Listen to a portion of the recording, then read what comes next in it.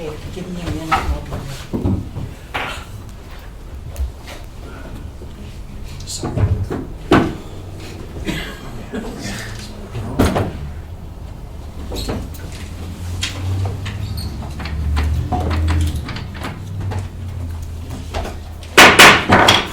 Well, welcome to today's work session.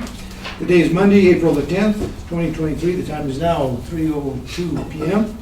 The work session of the City Council of the City of Trinidad will now come to order. We have three items to discuss today. Item one is South Central Council Government's presentation by Jennifer Oliver, Executive Director. Item two is the Land Use Code Update Review. And item three is Historic Preservation Certificate of Appropriate Review Process and Map. So we'll start off with the presentation by Ms. Oliver. Would you please come forward and let us know what's going on? I sure will. Good afternoon, Mr. Mayor and members of council. As you know, my name is Jennifer Oliver. I'm the Executive Director of the South Central Council of Governments. And I meet with Steve kind of on a semi-regular basis. And at our last meeting, I said, hey, how about I come and make a presentation? And he agreed. So I'll probably be doing updates to you all maybe at least once, maybe twice a year, depending on, if anything comes up. So what I wanted to do is to bring up a presentation that I have for you, which I believe is going to be coming up here shortly. Who do we have listening? Is it there yet, Kim? No. Oh, I sent to share. It said we are now the host, Donna. Neiman. Oh, here. Okay. Hold on. Neiman's on there too, I guess. Yeah. Yep. Who's the lady? That might be Keely. Oh, yes. That's who it is. It looks like Keely. Yeah. She's the one that did the work on the historic preservation stuff. I feel at odds. I'm not in control. I don't have a button to push. You're totally beholden to others.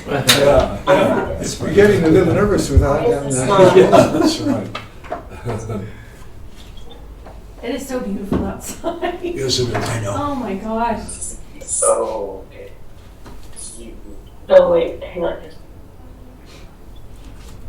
Maybe lose myself. No, I think I can do it here.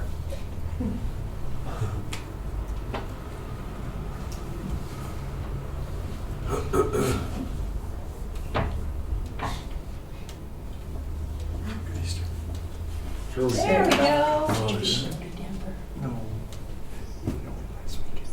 Are we there, Kim? Yes. Yes. Yes. Okay. And so if you go to slideshow, there you go.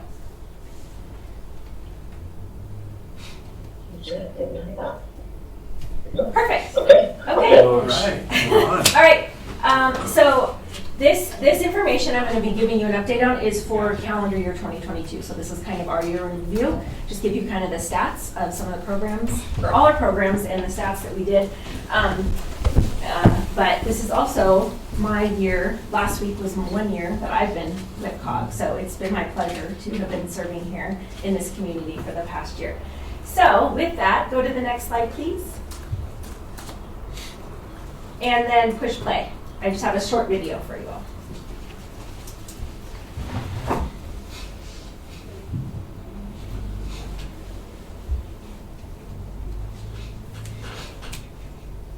Maybe. There it goes. Oh, and you're muted. Governments is a non-profit, quasi-governmental regional organization working to provide all residents of Los Animas and Huerfano counties equal access to resources that promote their ability to achieve and maintain quality rural lives. We offer in-home care services, pre-demand response transportation, housing rehabilitation, and much more. To learn more about our services, call or visit our website. Okay, next slide, please. And Taking care of our local communities is there we go. Okay.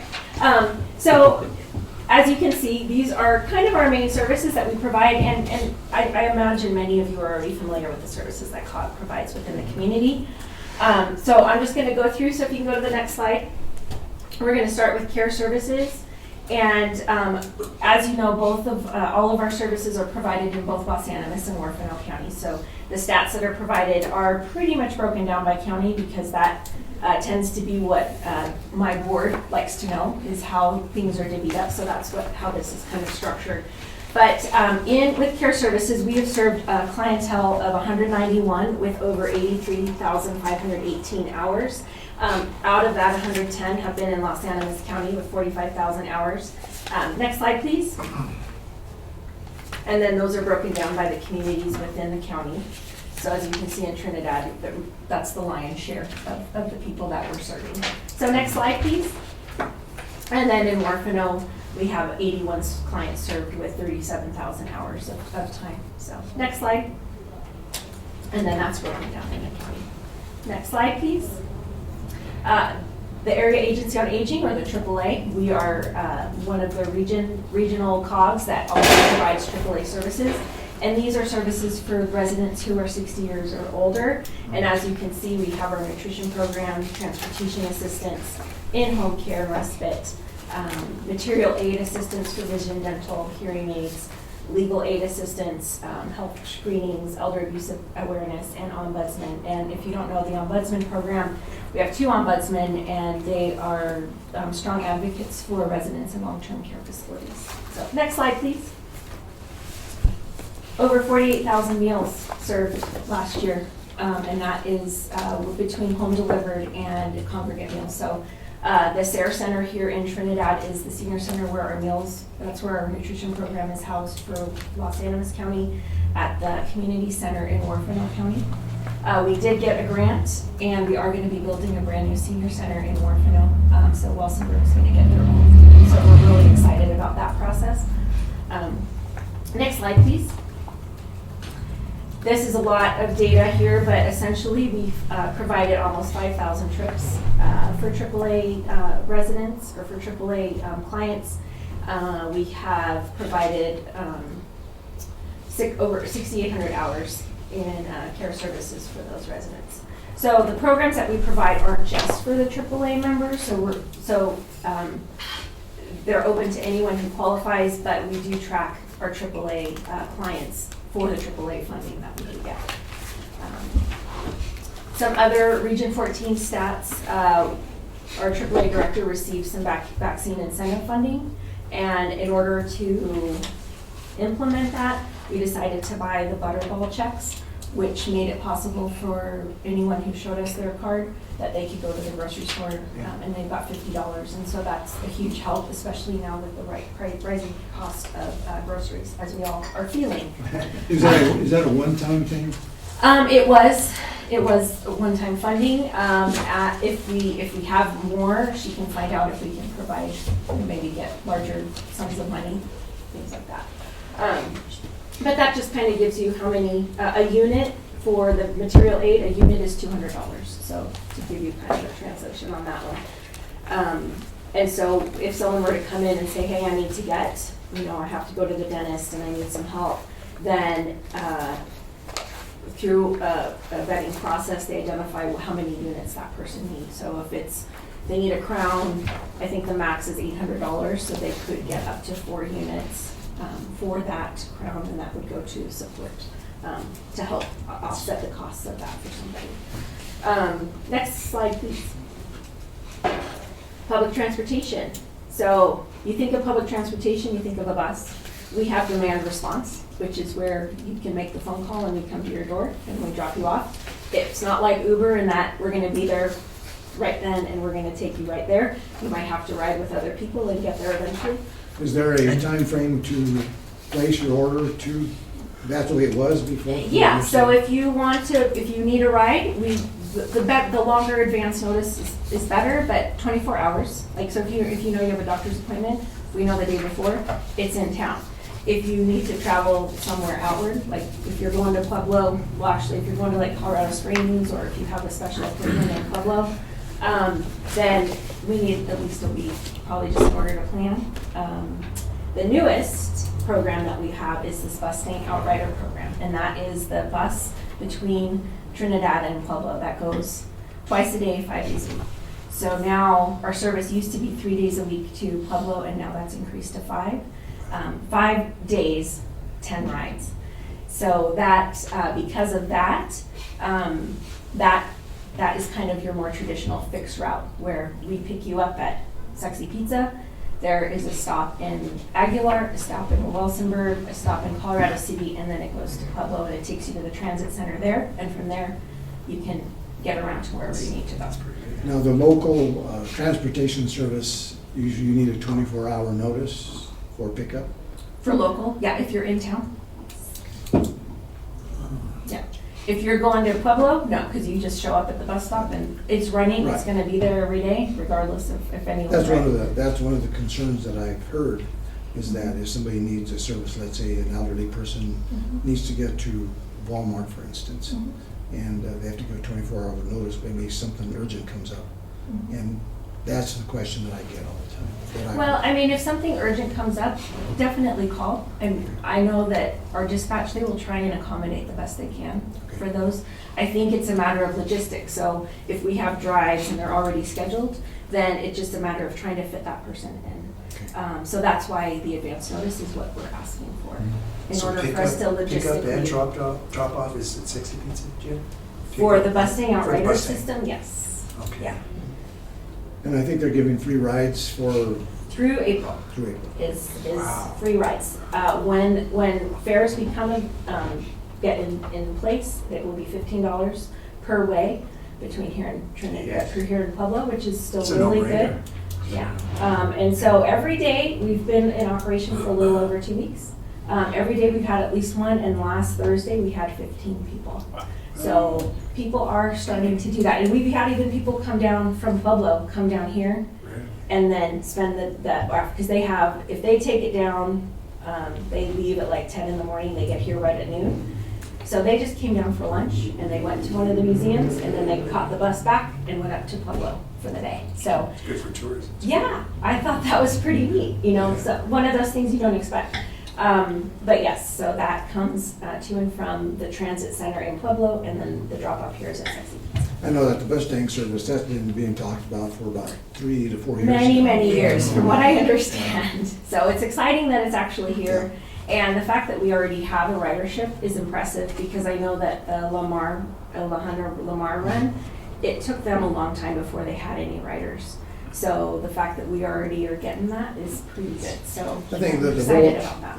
how that came about was when I was on the Southwest Chief Commission, and I think that the lead-in is to eventually, when we get the rail system, and I think that was the whole emphasis Yeah, behind that sure. bus tank service. Absolutely. And I think, it just, if ridership is constantly going to increase, and if people are even utilizing it from Pueblo coming down to here, I think that is how it's designed. It's that accessibility. It's another access, you can come down to Trinidad. How many And times a day did you say they were? Twice a day. Twice a day. Wow. so the first bus leaves around 8, it's 8 a.m. that leaves Sexy Pizza, and then they're back by 11:50-ish. And then they pick up at Sexy Pizza at 2 o'clock, and then they're back by 5:30 at night. Is there a way that maybe, I'm not sure if they'll do that, is when we have like large events in Trinidad, can they rearrange that schedule for people wanting to come down? I don't know, it's all managed through CDOT, we're the operator. Okay. It's CDOT's thing, but, it's always worth a question. Who are you working with at CDOT? Who's your His contact? name is Jeff. I can't remember his last name. It's not Jeff Guthrie. It starts with a P, but I can find out. Because that would be kind of neat if they can coordinate that somehow. But, Sure. Like, what are you thinking for? well, specific- let's take like the arcade. Mhm. Let's say we have this summer, we're going to have the bike events that are going on, those type of large events. And people may want to be able to come down and don't have a ride necessarily, but Sure. they can jump on You can jump on the little bus. to nothing to come down. Right, absolutely, yeah. Because I think if they come down, they're back here by noon, so they would leave, I think it's like 10 a.m. and then they're back here by 11:50 or 11:45. And like I said, the bus goes back up at 2, but yeah. So, yeah, I think we would probably need to kind of arrange, because if some people are relying on that route, with those times. Sure. But it doesn't mean we can't figure out maybe for a special event, so I'm happy to ask those questions too, so thank you. Next slide, please. One thing I wanted to point out is the trend. So that big line on top, on the far left on that graph, was March, the last week before the shutdown in 2020. So you can see how ridership plummeted. But now you're seeing the trend, it's going up. And so I think what Aaron told me, who's our transit director, he told me that from January to now, our ridership is up about 40% from this time last year. So it's continuing to rise, which I think is great. So people are coming back and coming back and riding the bus. So that's pretty exciting. Another thing to point out is that 80% of the total miles that we drive per year is used with alternative fuel, which is compressed natural gas or our plug-in hybrid electric vehicles. So that's, we're saving a lot on gas, and the cost of gas is huge. So we, that's a huge savings for us year after year. So next slide, please. How many of the hybrids do you have? The hybrids, there are Pacifica vehicles. I think we have at least 2. We might have 3. Yeah. But most of our cars that are around town are run on compressed natural gas. And I think that's like $2.98 a gallon, and that's remained steady for years. Yeah. So yeah, it's been great. And then we have our housing rehabilitation program. The challenge with this program, this is a loan program, low to no interest loan program, and the challenge that we've had with this is finding contractors and to do the work. So we have the projects and they're ready to go. We're just trying to find the people to do the work. So that has been the biggest challenge, but I think that has kind of turned the corner in the past. I would say is starting in the fall. We've started to gear up again, so that's pretty exciting. So I'm hoping to chew through some of those projects and get them done, because I know that's been a source of a lot of frustration. Have you talked to the Dr. Epper at the college to see if that program, if We there's have. a way to integrate the two maybe? We have talked to them. I think that the issue is because we have to have license, because the state won't reimburse us unless the person has the contract. So I know that if whoever they're working under would they have a license. So we've talked to them. I know that Walt has talked to them in the past, and I've had a few conversations with Dr. Epper, but we can always see ways in which. But yeah, it hasn't worked out completely logistically in the past. But yes. What kind of work do they do? They can do any kind of home modification. The max is $25,000, so $24,999 and under.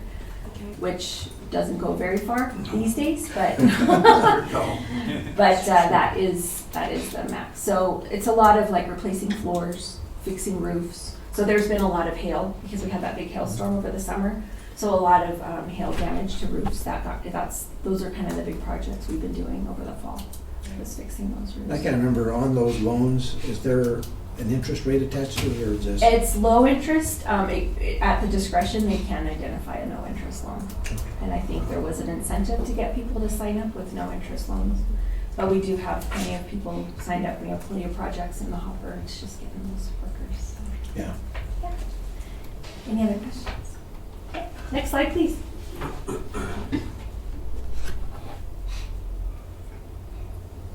And the Early Learning Center. This is a program we've served in 2022, 213 families, both counties, and this is preschool, basically ages 1 to 8. So it's school-age kids, it's after school, kind of tutoring and things. And this program has grown and developed over the past 30 years, and so we have a waiting list. Right now, the Orfano County ELC is closed because our director resigned. And so we're trying to find one, and I'm excited that we actually found someone. She came to town from Pagosa Springs area, and we're bringing her on. So the goal is, if we don't get them started for the summer session, they'll be up and running in the fall.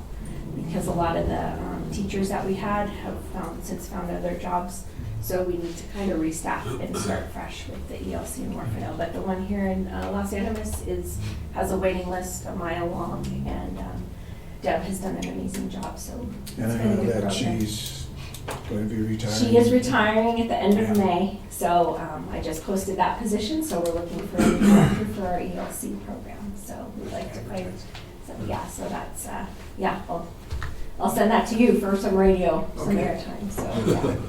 Thank you. Next slide, please. And next slide. So the other aspect, so those are kind of the main programs that we operate. The other side is kind of this regional community economic development, where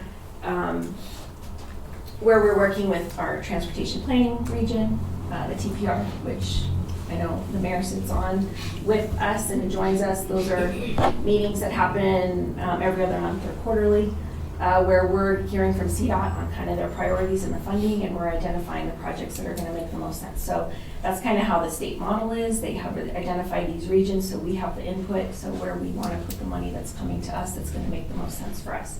So the COG is kind of the house for the TPR for the South Central region, Colorado region.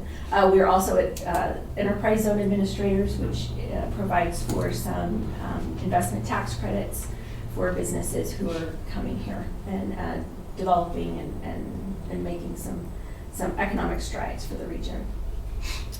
I work closely with the Scenic Highway of Legends group. We are the fiscal agent for their Federal Highway Administration grant for some of the upgrades that they want to do to that State Highway of Legends around between here and Walsenburg, as well as a recent TAP grant with CDOT for that project. We were kind of the facilitator for the Regional Roadmap Project, partner for broadband, where broadband housing and economic development were emerged as kind of the main priorities for the region. And out of economic development, I've seen a lot of activity under outdoor recreation, kind of promoting the tourism for the region and how that can be an economic driver. So there has been a lot of activity going on there, which is exciting for me because I have a passion for outdoor rec. So I've been excited to be a part of many, many meetings. And I know that out of Los Animas, the Outdoor Recreation and Economic Study, it was recommended that a business management entity could be identified to kind of be an umbrella resource for all these different nonprofits and all of the jurisdictions involved in that. And COG was recommended to be that, to kind of serve that role, which to me makes a lot of sense. So in tying in with our strategic planning process, which we're in the middle of now, I want to be able to build up our infrastructure organizationally so that we can take on something like that, because I think that would be huge for the region as well. And that's for the outdoor rec portion of it? Yeah, I mean, that specifically was an outcome, a recommendation from that. The big thing, of course, is coordinating and working with our outdoor rec department. Yeah, he's on that. He was a part of that committee as well. So yeah, I work closely with Jared and in communication with him, and he's a part of kind of that Southern Colorado Outdoor Institute as well. So there have been a number of meetings where this is coming up, and Scenic Highway of Legends, they're talking about this in Walsenburg. They're trying, it's all looking at this with kind of that regional lens, like how can we become a bigger economic driver. Hey, Steve, you know, that company that is looking at coming to Trinidad, they're looking for funding, and one of the items on there was the enterprise zone, and I don't know if they've checked into that because it's a tax incentive program. I'm not sure if you're aware of that with the Echo Tech. Mayor, we did let them know about that program, and I believe they're looking into it now. Yeah. Because we were coordinating, I think, with you all as well, so, but maybe not. Yeah, because they would just need to kind of, if they fill in, if they're putting in for an interest, then we kind of get an email that says that he's on there, and so our first step is we verify their address. So they need to have do they have actually property and an operating address here in the county?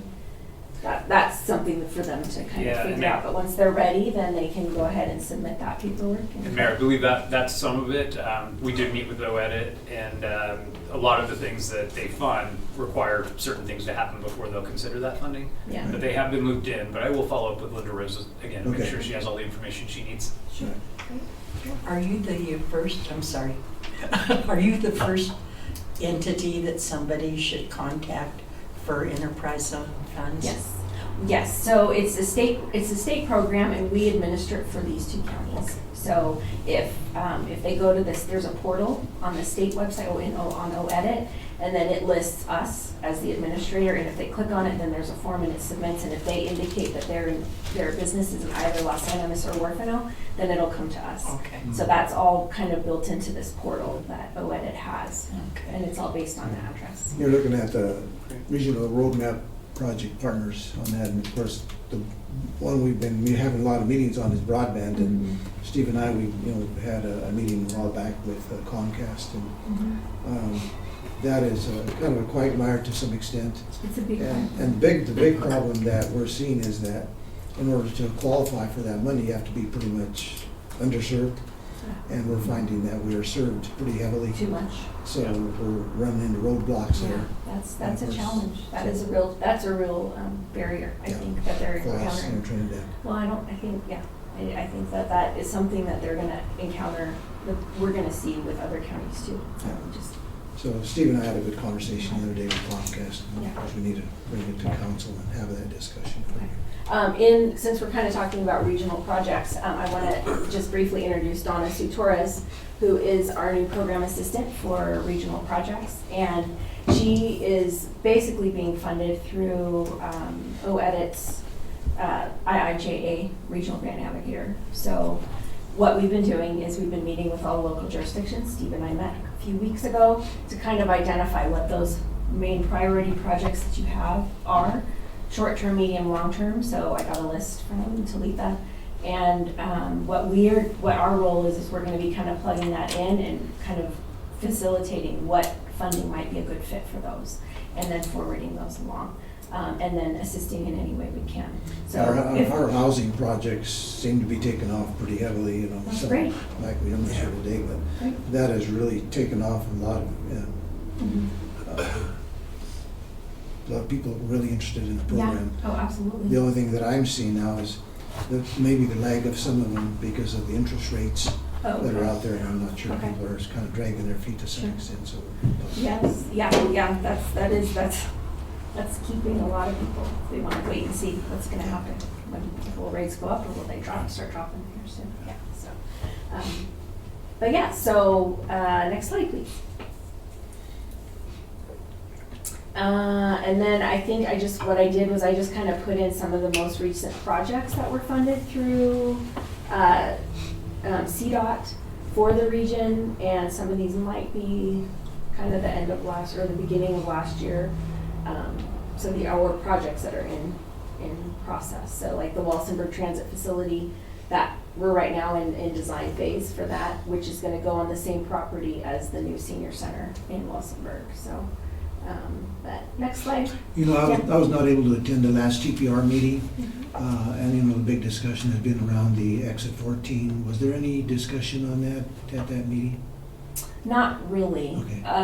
No, I don't think there was. Our next meeting is gonna be April 27th Okay. this year, so that agenda just went out today, so you might have got that email today. But, and so here's just a summary of the enterprise zone projects for our region. We had 1 business assistance project, 4 community facility projects, 2 economic development, 1 infrastructure, 2 visitor events, 2 tourist attractions, and 1 healthcare project that came through requesting the tax credits. And the totals there, you can see the total dollar amount by county. So over 1.5 million in Los Animas in credits, and 1.1 in Orfano. Backtrack a little bit, you said that TPR meeting was April the 27th. 27th, Thursday the 27th at 9:30. That might be a problem for us, Yeah. because we have to be up in Boulder. We're coming back that day, so it might get someone else to attend. we can do that, Marion. We can certainly get a separate meeting going to talk about Exit 14 and get an update from them as Okay. well. And Aaron Williamson on our board, he also typically attends those too, so if, yeah, just in case. Next slide, please. That's what I have. That's me. So, in a nutshell, those are the pictures. Oh, bottom left corner, I have to mention Care and Share because that is a huge, huge undertaking. So that's once a month, and we're almost serving 500 cars now a month that are coming in and waiting for food. So the cost of groceries definitely has not.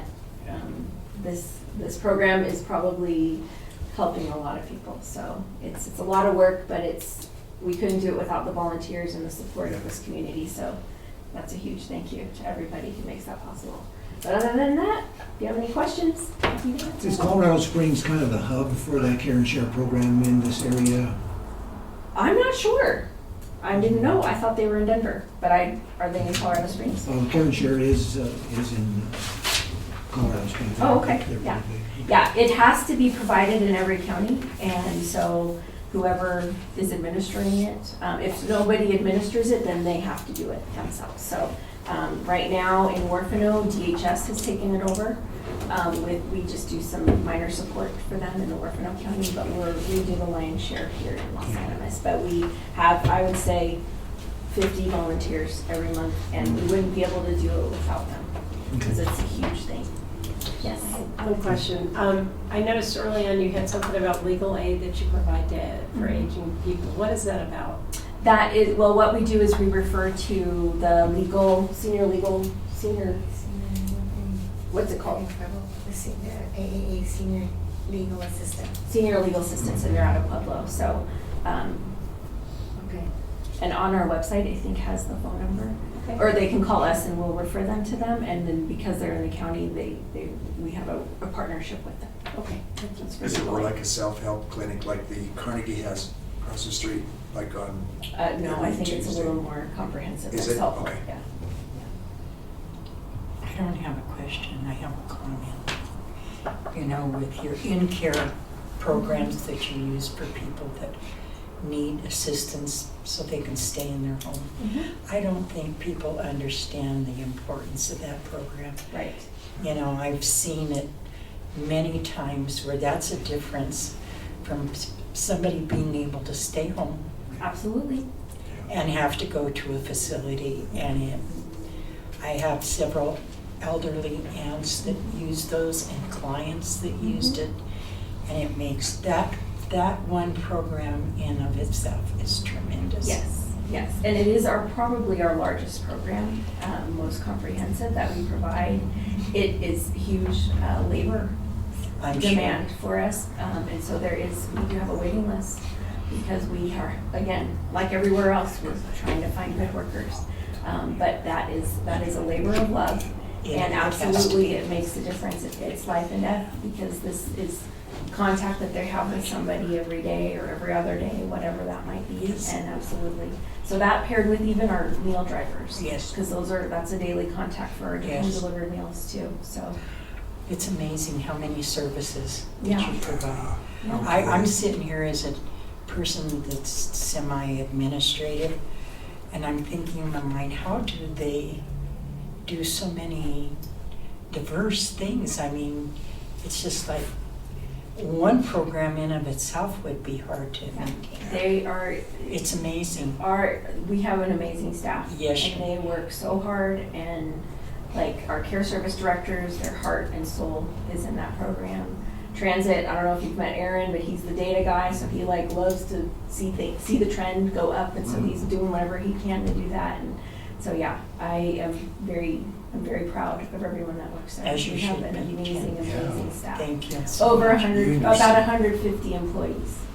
Wow. Seems like All 80% kinds of accomplished a lot. 150 employees. Wow. Yeah, It's pretty amazing. it's huge. You know, at one time, COG used to get money for helping people with their utilities. Do you guys still We get do, we do. from one of the gas companies or? I Oh, forget who? no, we don't get that anymore. Okay, and who do you get that from?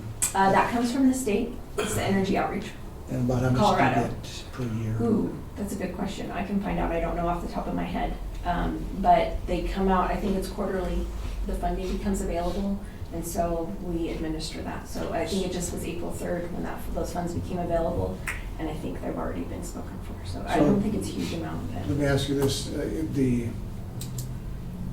do you guys target any particular, the elderly first, the vet second, or vice versa, and then it's anybody first come, else? first served, whoever comes in our door. And that, I'll be honest with you, that bugs me, because I know that, as you can see, as you know, some of those people, they just wait and let their energy bills lapse, and then they go in for assistance. You know, they can pay for it. And it does happen. That's why I asked the question. Right. No, it's a fair question, but we also, in order for us to have it equitable, it is first come, first served, so Yeah. I know. Okay. Not ideal. Thank you. Thank you. Thank you, All Jen. right. Thank you, Jen. Yeah. Okay, on to our item 2, our land use code update. Mr. Hillman, what do you have for us? I got, what is it, 100 and some more pages for you? By some, oh yeah. It's all coming your way. Chuckle, chuckle. I don't know how many. Start on the first and go to the last right away. Yeah. I'm not sure how many of you actually looked at it. I did, I tried. And I looked at it, but if you look at it, they basically scrapped a lot of what was in there and started anew. Well, I'll get it. Luckily, I did a summarized PowerPoint so that we don't have to go line by line. Actually, there's 100, so I just looked, it's 178 pages, and that's excluding about 6 articles. So your land use code is about 250 pages. But let's jump right in. As you know, I came to you a few months ago, and the DOLA grant that has me here ends in June. So we are kind of rounding third base and heading for home. I actually did look and the purpose of me being here was to adopt DOLA's qualified strategies. At this point, this will be our 8th qualified strategy. I think the city set out to get 6 done. So we have already succeeded in getting to our goal, but we'll surpass that because this will count as expedited review. The other thing I will make a note, Prop 123, if the city elects to opt into that funding source, you'll have to elect to opt in by November 1st. There is an expedited review criteria that is required in your code for you to qualify for those funds. Because I know that's coming, there's probably going to be one last addition to the affordable housing section of this to make sure that your code qualifies under that, so you don't have to hire another person to come in and fix that. But I think you're 95% there already with a lot of what they're looking for through this process we've undergone. But there is a 90-day, maximum of a 90-day window to review an affordable housing land use And it application. has to be adopted by when, did you say? The expedited review doesn't have to be adopted until 2027, but the November 1st, you'll have to establish a baseline by November 1st, which is a whole different thing. So basically, Prop 123, and you'll, because of housing now, will also be in great position to hit those benchmarks, at least in the first 3 years for the funding, because you have to increase your affordable housing stock by 3% a year or 9% cumulative over the first 3 years of the program. And the way they base that is on when a project pulls a building permit. So every time we issue a building permit for one of these projects after July 1st, you're hitting those numbers. And given that we have like 100 and some, you'll hopefully be well above that baseline. But they do define, and we'll get into that, I did change the definition of affordable housing. They define it as 100% AMI or less for ownership and 60% AMI or less for rentals. So it's a little different than the housing now because we went to 80% on the rentals, but there's certainly opportunities there. The big question, like I talked to you before the meeting started, and I don't know what's going to happen with that Senate Bill 23-213, and I'm not sure there's some AMI numbers in there as well, and I don't know how that's going to, if that passes, in any way, shape, or form. I'm not sure how that's going to impact this 1, 2, 3, and basically anything else and everything else that we do on the mountain side. I have heard zero support from CML, from all the resorts. I know I was just in Crested Butte sent a letter, the CAS, the Colorado Association of Ski Towns, all sent letters. You know, I mean, it's going to make local planners like me obsolete, but then I don't know how that works because there's not enough capacity at the state barely to do it. Right. I don't know. It's a head scratcher because in Crested Butte, they have a historic district. They have very strict standards on architecture, and to throw all that out the window of the next, I mean, it just really violates goes against the whole what this whole state is about with home rule. So we'll see. I just don't see it getting traction, but I could be wrong, right? We'll see. I know there's not a single community I've walked into that's like, we want to see this happen. So, but to that, I am on the back end of this. We do have the area-wide planning that will be kind of going into July, so I'll be sticking around, working with Stan Tech to see that across the finish line. But the plan, I really do want to kind of wrap up the planning efforts that I've been doing in June, so that this is adopted. We have crossed that finish line, and certainly I can continue to provide assistance if need be. But it's really important for me to get these things done. As you know, when we set the guardrails, we're not looking at entitlements, we're looking at process here. And so that's been a really important key. I will let you know where the Planning Commission deviated a little bit into that, and it was really very minor things that they did, and they did those to help clean up some wording, less about actually changing entitlements, but more about making it cleaner and more concise to applicants. So you can look, we still have tomorrow night, we're looking at 2 items that the Planning Commission really wanted to focus in on. Those items around conditional use, expiration of permits and townhomes that they're looking at, and I'll get into that a little bit. Obviously I'm here today, and then we're tentatively hoping that the Planning Commission will schedule or recommends adoption, and that we have first reading on May 16th with a potential adoption June 16th. Or June 6th. So it's coming fast and furious, but we have put a lot of work into it. And again, I will compliment the Planning and Zoning and Variance Commission. They have been very diligent, and they have carved out monthly time to really spend the time needed to really comb through a lot of this and do the heavy lifting for you. Again, the real quick summary of this, it's really looking at review procedures.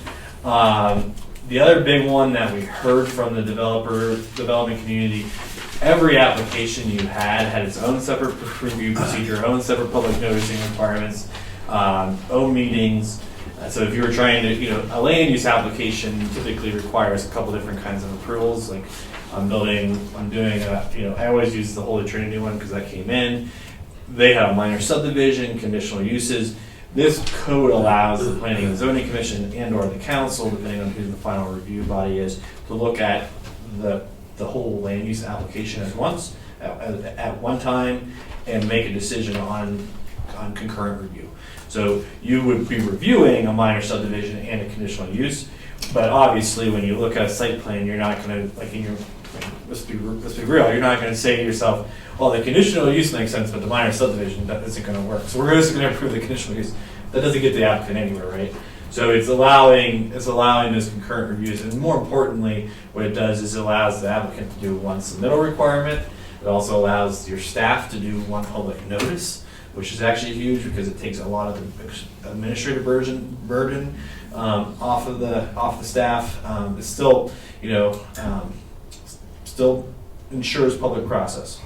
I did take the liberty to reorganize your code. It drove me nuts. There's some things, you had 4 sections of definitions scattered throughout the code. They're all moved up in the first article now. I did update affordable housing terms because that's why I was here, to make them match what the state is looking for moving forward. We'll talk about the streamlined, Article 3 is really the review process. And then there was some cleanup that the staff and the Planning and Zoning Commission, and I'll highlight those just to make sure we don't skip over them. Hey, Mike, I do know that, they're talking about reviews for projects. But there was one item in there that says about special reviews, but it did not indicate who did the special reviews unless I missed it. We'll get into that. Yep. That's Article 3. So Article 1, and if you have, I have the code right next to it right now. So if you want to jump into a specific on that you want to actually read it, just let me know and I can race to that section. But these first couple are pretty standard. So the big one to Article 1, the two big ones that were updated in Article 1. One, I created one public notice. So the notice requires that first-class mailing to abutting properties. We still require a newspaper. We notice all the mineral states, which is really a subdivision, state statute subdivision requirement.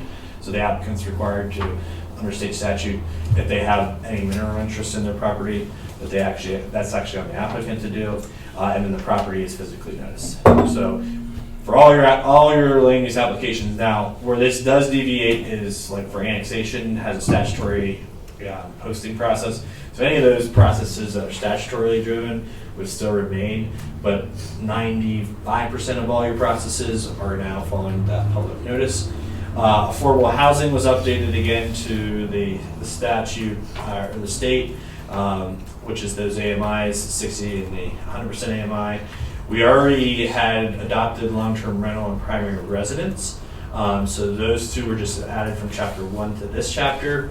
And then townhouse, and what's important about a townhouse is the definition of townhome is a 2-hour firewall from foundation through ceiling. And what's important on the housing, what I do, is that you can actually subdivide through that party wall. It's 20% cheaper to build a townhouse than it is a single family home, because you have one foundation, you're only building 3 walls, you're trenching your utilities, your utilities are a lot easier to do.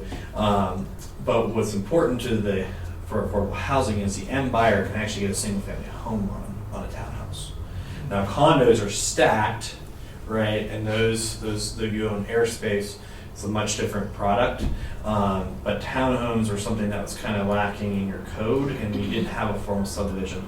And I'll also get into the nuances about that here in just a minute, but there's some very important nuances to when you file a townhome plat, because you can't actually the surveyor can't actually go out and do the plat until the house is 50% constructed, i.e. the firewall is in place.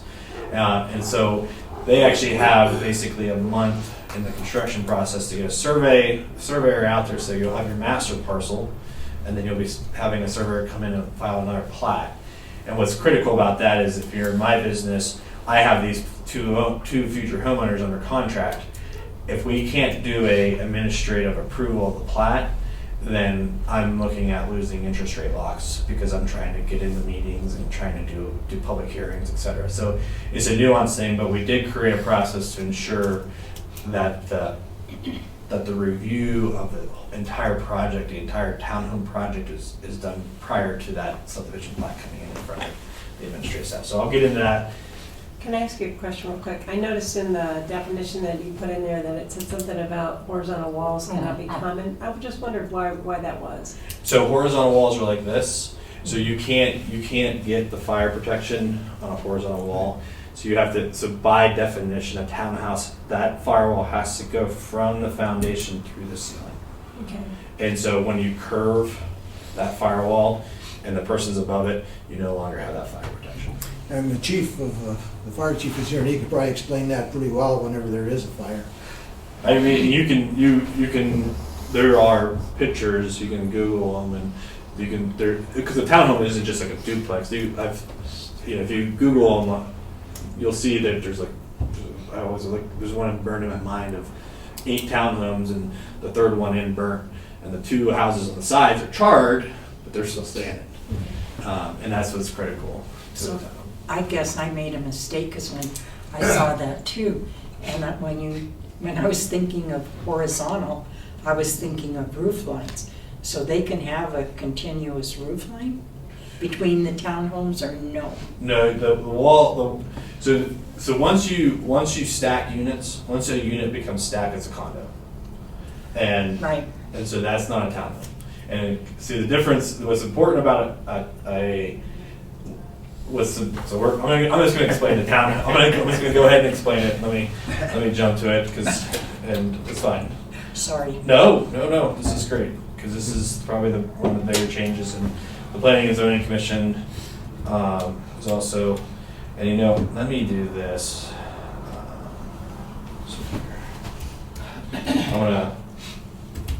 It's easier if you see it, in my opinion, in a development. So let me go to my webpage.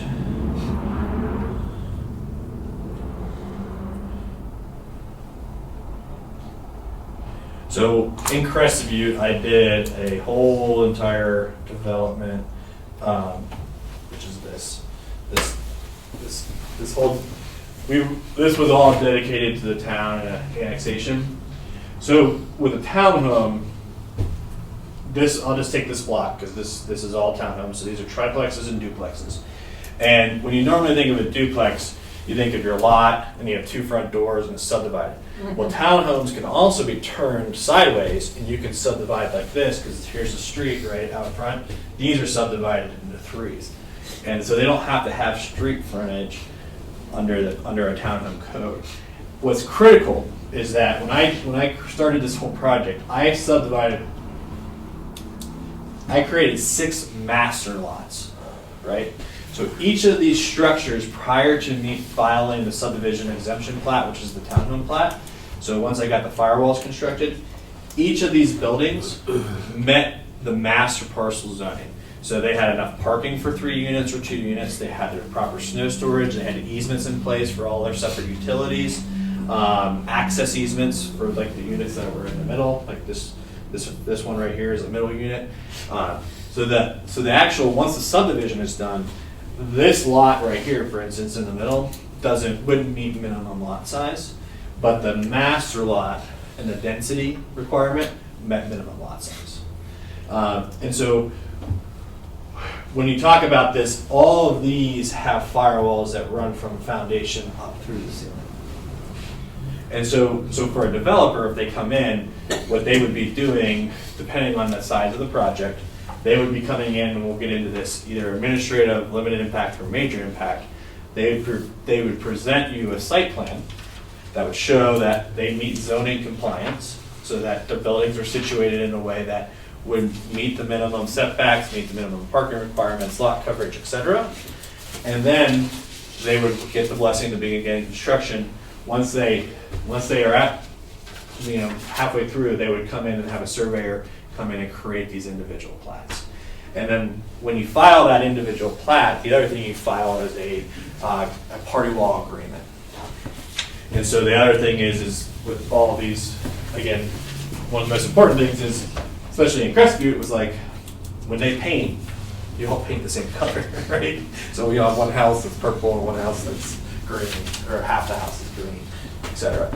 The other big thing is, especially when you go side to side, it's not a big deal, but when you do these stacked units like this, the utilities is a big deal. So for instance, I know for a fact that when someone first moved in, they poured a bunch of bacon grease down their sink, and the first thing that happened was the sewer backed up.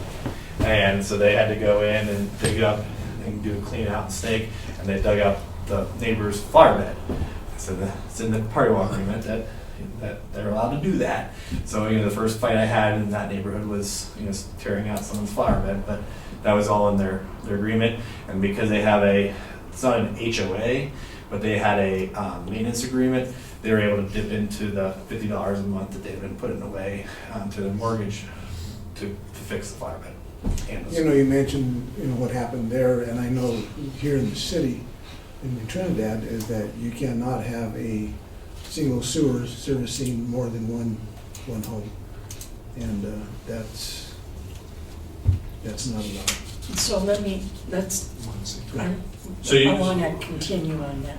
Well, so to do that, you would have to have separate service connections for all the units. Yeah, each unit has its own. Yes.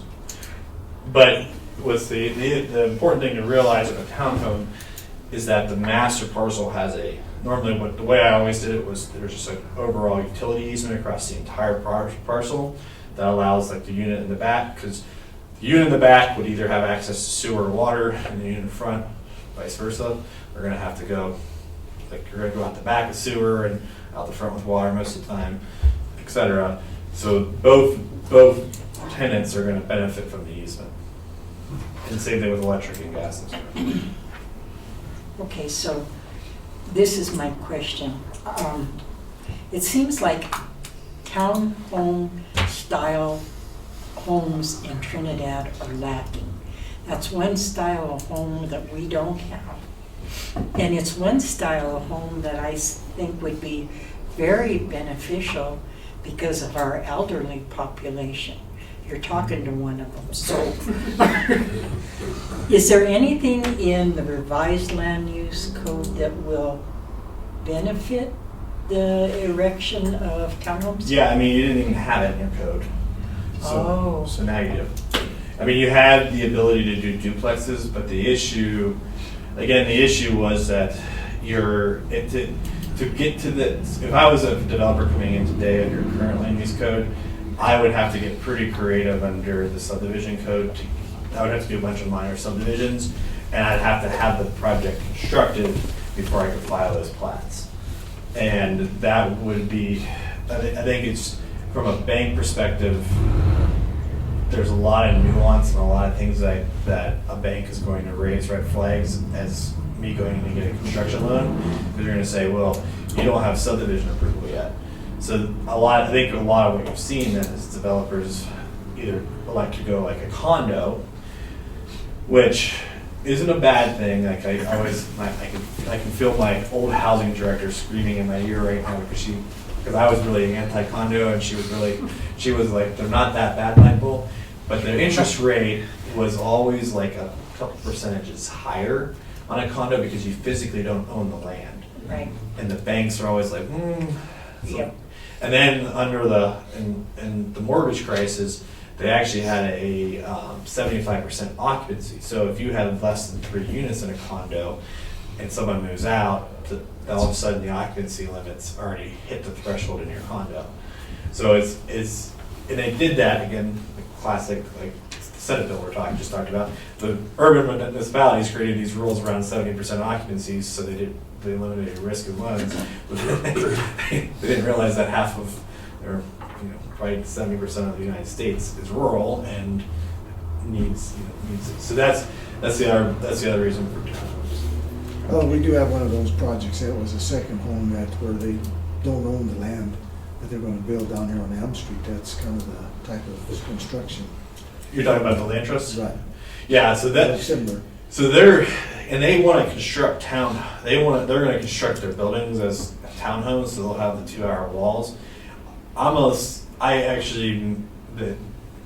The executive director of Elevation Land Trust was at Flagler, and so I gave her my business card, and I was like, we should talk, because I think they're still going to be a condominium, and they would be major impact under this new code, because the land trust is a land lease, and so they are a condo by definition, but they want to construct townhomes because there's some advantages to you under the building code around sprinklering, et cetera, if you guys have made local tenants on that. So there's a lot of nuance to it, right? But I think that the good news is, moving forward, that if you have a developer who wants to come in and build duplexes or triplexes as single-family homes in the more traditional sense, I just instituted this in La Junta, and they have a big senior development that has duplexes in it and are able to now sell those off.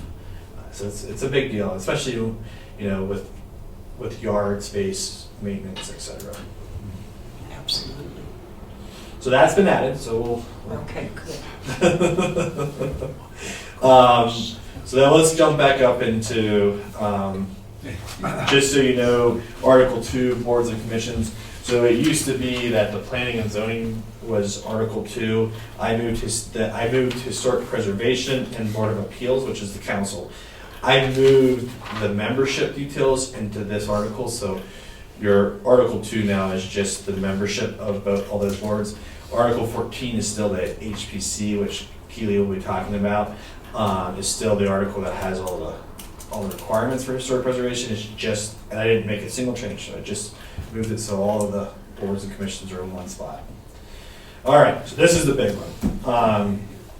Article 3 is completely renewed. It's completely new. And really what it does is it creates streamlined procedures. So again, you used to have conditional use variance, minor subdivision, major subdivision, variances for sign codes. I mean, you're actually, here's the whole list. This was your whole list. So on this left side, everything up until floodplain regulation on that list, you had a separate code section and a separate process or something to go through. So depending on what I was doing that day, I didn't know which way I was going, right? I had different application submittals, et cetera, for all these different things. What we have done is we have gone to 3 levels of review. We either have major impact, limited impact, administrative review. Now you still have things like floodplain permits, HPC, sign permits, et cetera, that are their own processes. And those you can see basically we'll go through those sections that I didn't touch. And the reason for that is they just have their own review standards. Annexation is run by state statute. There's certain things that we couldn't change, like a floodplain permit. But in general, we have 3 review steps. So the first is the most strenuous, which is major impact. Major impact has a 3-step process. Concept review or sketch plan review. And this is kind of a unique one, and this is probably the biggest thing to talk about today with the council, is that you have the concept and sketch plan review is a non-binding first meeting with the developer. And I want to stress it's non-binding because the comments you make during that meeting are directed to the purpose of the meeting is to give a developer a read on whether or not, what are they going to be the big ticket items for them. And they're able to come into that meeting without having to spend hundreds of thousands of dollars on engineering, et cetera. So if I'm doing a major development and let's say I'm potentially having to put in an exit on I-25, I have a lot of questions for the council. That's the opportunity for them to come in with a concept plan. They might have a 100-unit subdivision where they want to put in parks. They have big utility extensions. They might want to say, can we get some density bonuses if we do affordable housing? So they're able to come and meet with the council and have a non-binding discussion. But that's your opportunity as a council to say, well, we have issues around traffic impacts, and we want more information around affordable housing, or this would be a great place for a neighborhood park. You're able to give them that direction in a non-binding sense so that they can then go and decide whether they want to proceed with an application. The second thing, the council, it's up to the council, and it's in the code this way, the council may elect to bring in the Planning and Zoning and Variance Commission. So you can actually have a meeting of the council, and then you would have to set up the room, probably put a table here, where you could actually have the Planning and Zoning and Variance Commission in the room as well, so that the applicant gets to hear from both the council and the Planning and Zoning. That's completely up to the council on whether or not you want to do that. I've seen a really big application, majority of major impact, I don't see bringing in the Planning and Zoning and Variance Commission, except for, because we did a similar code adoption in Salida. When we did bring them in is when we saw major subdivisions. When we had things like parks and trail connections, et cetera, it was good to have the Planning and Zoning Commission in the room. There's other major impact, like more bigger commercial projects. Typically, we didn't bring in the Planning and Zoning because that was just dealing with kind of one parcel. Yes. What is the definition, or what differentiates a major and minor subdivision? Good question. Well, let me get you that. I'll pull up that code section. Basically, anything that doesn't qualify as a minor is a major. That's a good definition. Well, and that's literally how it reads. But I can show you what all the minors are. When I get to Article 5, which is subdivision, ask me that again. Okay. but I want to get, I want to focus on this for just a second. So after that concept review, then it goes to, on major impact, then it goes to the Planning and Zoning Commission. They make a recommendation to either approve or deny, and they can approve with conditions, and then that goes to council. Each step of the way through that development review process, the applicant has to submit what's under this article, which is called the development plan. And if you go, I'm going to jump to that article real quick. In that development plan, what's critical about that is, yep. So in here, 1434, there is a very comprehensive list of everything that someone may be required to submit for an application. One of the beautiful things that I walked into that I compliment your staff on is that they do weekly development review meetings. And what's really nice about that is I didn't have to, because it's in here that you're required to have a pre-application conference. That's already been occurring with your staff. And what's really nice about that is from that meeting, the staff is going to make a recommendation on this giant list of materials that potentially are needed to be submitted, what is actually needed to be submitted, and they will give the applicant, prior to their submittal, a list of these are the things that you're required to do. And it just depends. And there is no perfect, the reality is there is no perfect list, right? Because if I'm putting in water and sewer lines, the engineering and water department are going to want to engineer profiles of those water lines, and they're going to want to make sure that the sewer lines downstream have capacity. So they might require X, Y, and Z. So it could be that a traffic study is warranted, or as you guys know, there's streets around here that I could do a subdivision on that are going to be turning onto a street, and there's no traffic concerns. There's no reason to warrant them to go out and spend $100,000 on a traffic study. So that is really the nice thing about this new code, is that it gives the staff and in major impacts, it also gives the council at concept review the ability to say, we need X, Y, and Z when you come in, when you start the formal process, which is the first thing. As I envision what you're talking about, the only concern I have, frankly, is our expertise about planning and zoning and what the requirements of our code are. So I would expect that staff would be heavily involved in any kind of council situation or joint council situation, because, we can give them general ideas of what we think would be good, but we don't have that granular level of understanding, thinking, of our land use code. Yep, and so... And even the general construction, there's, to have somebody with some expertise, on this dais, it's kind of... Well, you don't have to because of this. But it's good to have, Yes. the understanding. Yes. But the good news is the code requires the pre-app. And I will tell you firsthand of actually going to some of these Friday meetings when we've taken some of the housing now projects in, that the nice thing that your staff has established is that all city departments on Fridays are there. And so when that application, and Steve, you can talk to this, the application is put on, the city engineer presents it, and so does the planning and zoning staff, and they go through with the applicant in the room the different things that they might be concerned about. And from there, this list that was also reviewed by your staff, they can go through and say, this will be required, this will be required, this will not be required. Okay. And so, and to be honest with you, the really important thing it's very true.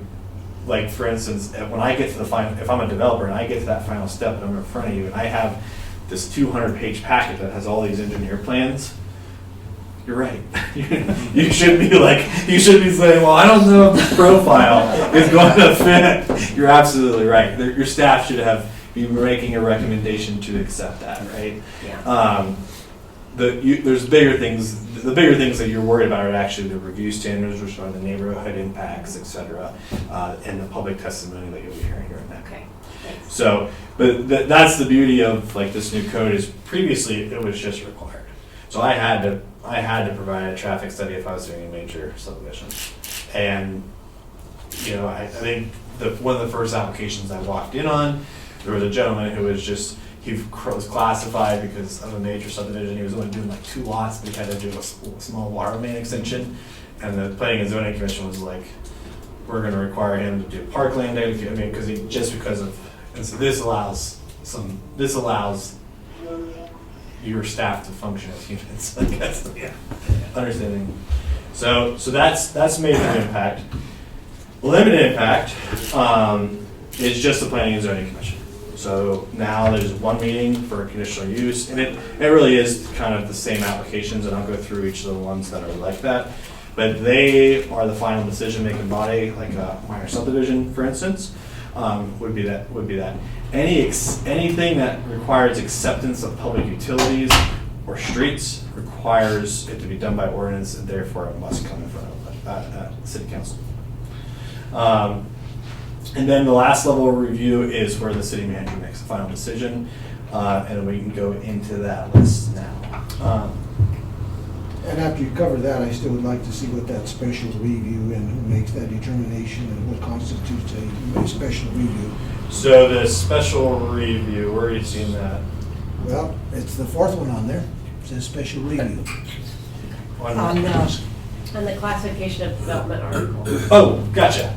So the special review, So the special review is all of the. Here we go. Everything. So that special review is floodplains, appeals, vested property rights, marijuana regulations, and HPC. So the special review, it's not really a special review in that there's something special about it. It is just that the code had already assigned a different decision-making body to that. So for instance, floodplain permits they're regulated by FEMA. Yeah. So they don't fit into this review process. So the floodplain permit process is still going through the federal FEMA. The elevation certificate is still going through that process. So who does the special reviews, or it just depends on the issue that comes up? It just depends on each one. Okay. So those in your code, I didn't change them. So what it was previously in your code is still that. But just to give you, again, running through this, the major subdivision is major impact, minor subdivision, limited impact. Condominium, which was an interesting conversation because normally that's administrative review, but I do think the Planning, Zoning, and Variance Commission was very thoughtful in why they decided to make this a major impact. And really their concern is the downtown historic buildings being condominiumized and the amount of different issues that could arise from separation of ownership of a historic building. So I commend them for that. Now, does it make it a little bit more cumbersome? Absolutely. But I do think that they were spot on that because of the potential issues of once you have 3 people now owning ownership in a building downtown, now you have 3 different people to satisfy with the development. Single family lot plan, administrative review, multifamily, industrial, commercial developments, limited impact, lot lines, adjustments, administrative, vacation, dedication, right of way. That one unfortunately has to be major impact. Sometimes staff could potentially even waive the concept step on that. But the reason for that is that's done by ordinance, conditional use, limited impact. Again, you can read through this. Planning and developments, major impact, non-conforming structure was another interesting conversation. They wanted that to be a major impact if it did not, if someone was asking for a waiver of that section. So, good question on the special review. I now understand. So then going into Article 4, this is zoning. So this is your biggest article of your entire land use code. The Planning and Zoning Commission. So right now, in here there's 2 major review processes. There's conditional uses and variances. Both of those would be limited impact review. That means the Planning and Zoning Commission, Variance Commission has the final say. The one thing that I commend that we're going to talk about tomorrow night, so I don't have a final answer from you, but the Planning, Zoning, and Variance Commission was very wanted clarification and wanted to update the expiration of conditional uses. They had two major concerns. They had one example of a business getting a conditional use, opening up for one day and never opening again, and now they have a conditional use and somehow the property is more valuable because they hold that permit. And so they wanted to ensure that if you got a conditional use, you continue to operate and function as a business under that conditional use. The second one was around the expiration and starting of a building permit. And so we have some additional language around that. The one other thing that they have decided that they want, that I think is something that you should know because they're making a left turn, is that conditional uses now, unless specifically at the hearing, no longer expire in 1 year or require a revisit year after year. And I think they're right in that that's not really business friendly, that if you have a conditional use that's operating that has had no neighborhood compliance issues, nothing, to drag them back in for a public hearing, make them pay a fee, and do it all over again. Well, one of the things that comes in mind is the conditional use permits that we've had with the marijuana industry. So those... That is, with the review process for that. And the whole idea behind that was if they didn't use it, it would go away and it would allow someone else to be able to come in. So I'm not sure how that would track with housing needs. So good question. Marijuana regulations have not changed at all. So all your existing retail marijuana regulations are exactly the same. So that for marijuana, you are required to come back. Okay. So that I did not touch any marijuana regulations. But for other conditional uses, that would be the case. Now, the Planning and Zoning Commission, if it's a contentious meeting, they can say, we are going to do a 1 year review, and they can make that a finding. So it does allow them to do a time limit on the date. And then the second thing is the Planning and Zoning Commission can hear a conditional use if a conditional use receives a violation or neighborhood complaints. So if the city cites them, and they have a formal citation, the staff can bring back a conditional use for public hearing. Wouldn't it make kind of sense, Mr. Downs, to have them together the same? Because that way there's no discrepancy with one industry versus another industry. Well, What do you think? I would say you need to have special requirements though for marijuana. I mean, I'm hard pressed to think of what those might be, but it just seems like you may want additional requirements. You may, I just think you might want additional requirements. Okay. Right? Any thoughts? You look like I think the issue personally, the issue I have with the marijuana side, the way it's currently written, if you have a business that comes in for conditional use, establishes and is operating and is not causing any issues, there's no reason to bring them back in. That's my issue, because it's not only do you have to bring them back in, but then the staff has to remember to bring them back in, and if the staff forgets or the applicants forgets, now all of a sudden they're in violation of their conditional use. So that to me was the fundamental issue, and I always, as I said this to the Planning and Zoning and Variance Commission, we have to remember we make the rules for the 99% of folks who do the right thing, not the 1% of folks who do the wrong thing. And so we shouldn't punish the rest of your business community for operating, like they should. And this one, and so we're going to bring everyone back. So that's kind of how your code is now. So I'm excited. I was excited by the comments that they made because they were very thoughtful about this, and they actually made me go back to the drawing board. So tomorrow night they're going to review that again. So then there's two that in this code though, there was two things that were entitlement changes that are important for the council to know about.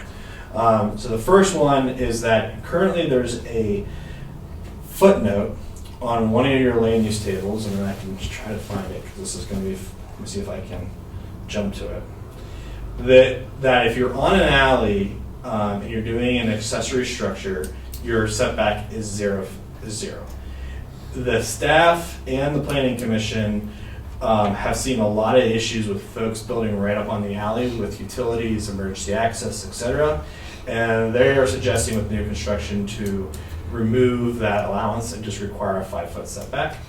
Isn't there a 5 foot? I thought there was a 5 foot. So here it is, and this is hard to see, I apologize. There's this little footnote right here that says rear setback minimum. So here's your minimum setback, so it's 10 feet, 5, 5, 5, 5.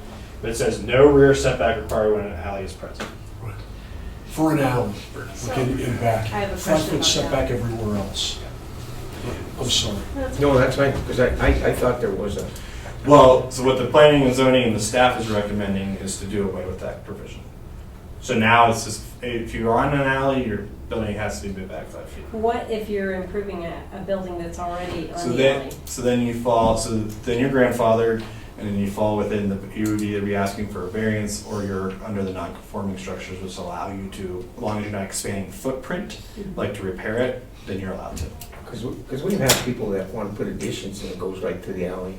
So you wouldn't be allowed, if I remove this, you wouldn't be allowed to do an addition to the alley unless, now, the variance clauses, all right, let's talk this through. I don't want to. You asked a very complicated question. The way this, if I was interpreting your code on an application like this, if your building was already 5 feet off and you wanted to do an addition towards the alley, I would say no, because you are now you would be asking for a variance and increasing the nonconformity of your structure. If your building was already in the setback and you wanted to go, like say, so this is the rear line, my garage sits here and I want to continue this wall this direction, and I'm going to just continue the non-conformity, I think because this was in your code, it would be a hardship. It meets the definition of a variance hardship because to step your building back or to step a garage door back and change roof lines, etc., it's very expensive. So they would qualify under the code for a variance. What is that? Just only for buildings? What about fence or? No, it's just structures. It's just structures that you don't have to worry about. Yeah, and again, I defer to the staff on this one, but I think a lot of the issues is that your alleys are already very narrow, and in a lot of situations you have multiple utilities back there, and when the building gets pushed all the way up, it's very hard for them to maintain their utilities. And that's why I say we need to really, for the setbacks, we really need to monitor this new Senate bill if it does go through, because they're talking about a 5 foot setback even on the front. So we've just got to change the ordinance, so we've just got to watch and see if anything happens. There's so many things that give me the heebie-jeebies about that. It just ignores basic logic. The other one here, and this is just a this made absolutely no sense. This was just a miss. Accessory structures were allowed to the front property line, not the front of a building line. And so we changed it from property line to building line. That was just a misspelling of the code. I can't imagine that you guys are going to be okay with every garage in town being allowed to be built to the front property line. So another question, what does change procedures for variances to limited impact, what is that mean? So, great question. So conditional use and variance had their own entire sections of public notice, application requirements, etc. Now they just fall to limited impact. So if I'm proposing a variance for conditional use, I am under the limited impact review of Article 3. So if you go to Article 3 and you look at, and so let's see if I can find one real quick. So here's a great example. So this is conditional use permits. You see all this red line X'd out? Each of these, both variance and both variance and conditional uses had their own review procedures and their own noticing requirements and their own application requirements. I could now apply for both a variance and a conditional use in one application and provide a site plan, provide my application materials, and I go through the limited impact review procedures. And so if we jump up to, great question, just to explain how this works. If we jump up into Article 3, I now fall, if I'm doing conditional use, minor subdivision, etc., I now follow these review procedures. And this basically says that within 4 weeks, I'll be able to get through the process. But it doesn't change that if there's an appeal of a variance decision against the applicant, that it still goes to council, right? There's nothing that's changed about that. It's still that. So the appeal of a limited impact goes to council. Okay, So all limited impact. So whether it's variance, conditional use. okay. So Lawyers like the more complicated version. This goes. This is. Just kidding.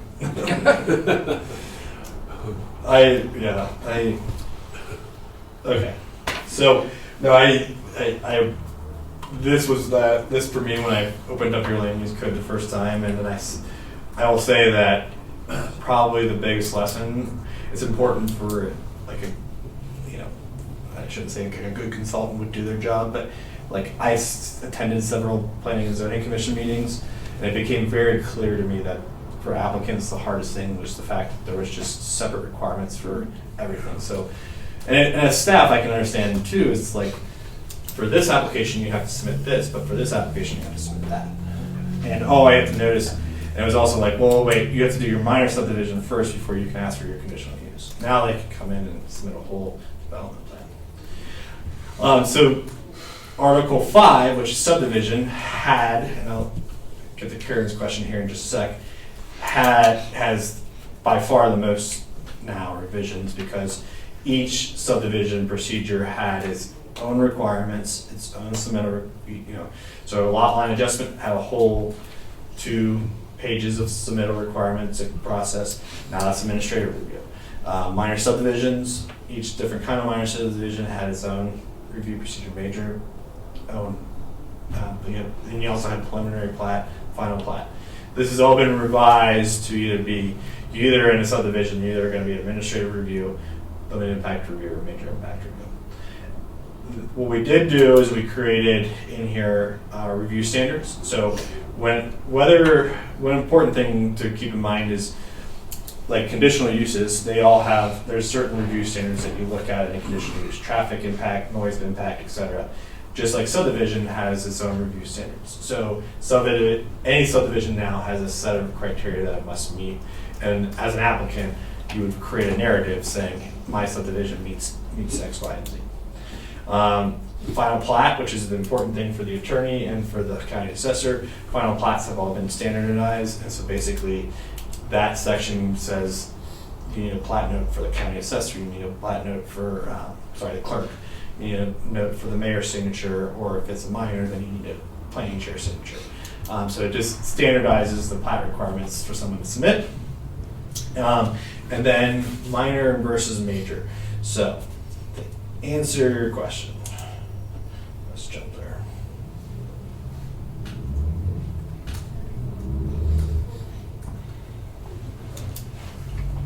This is my mistake for putting it all in one section.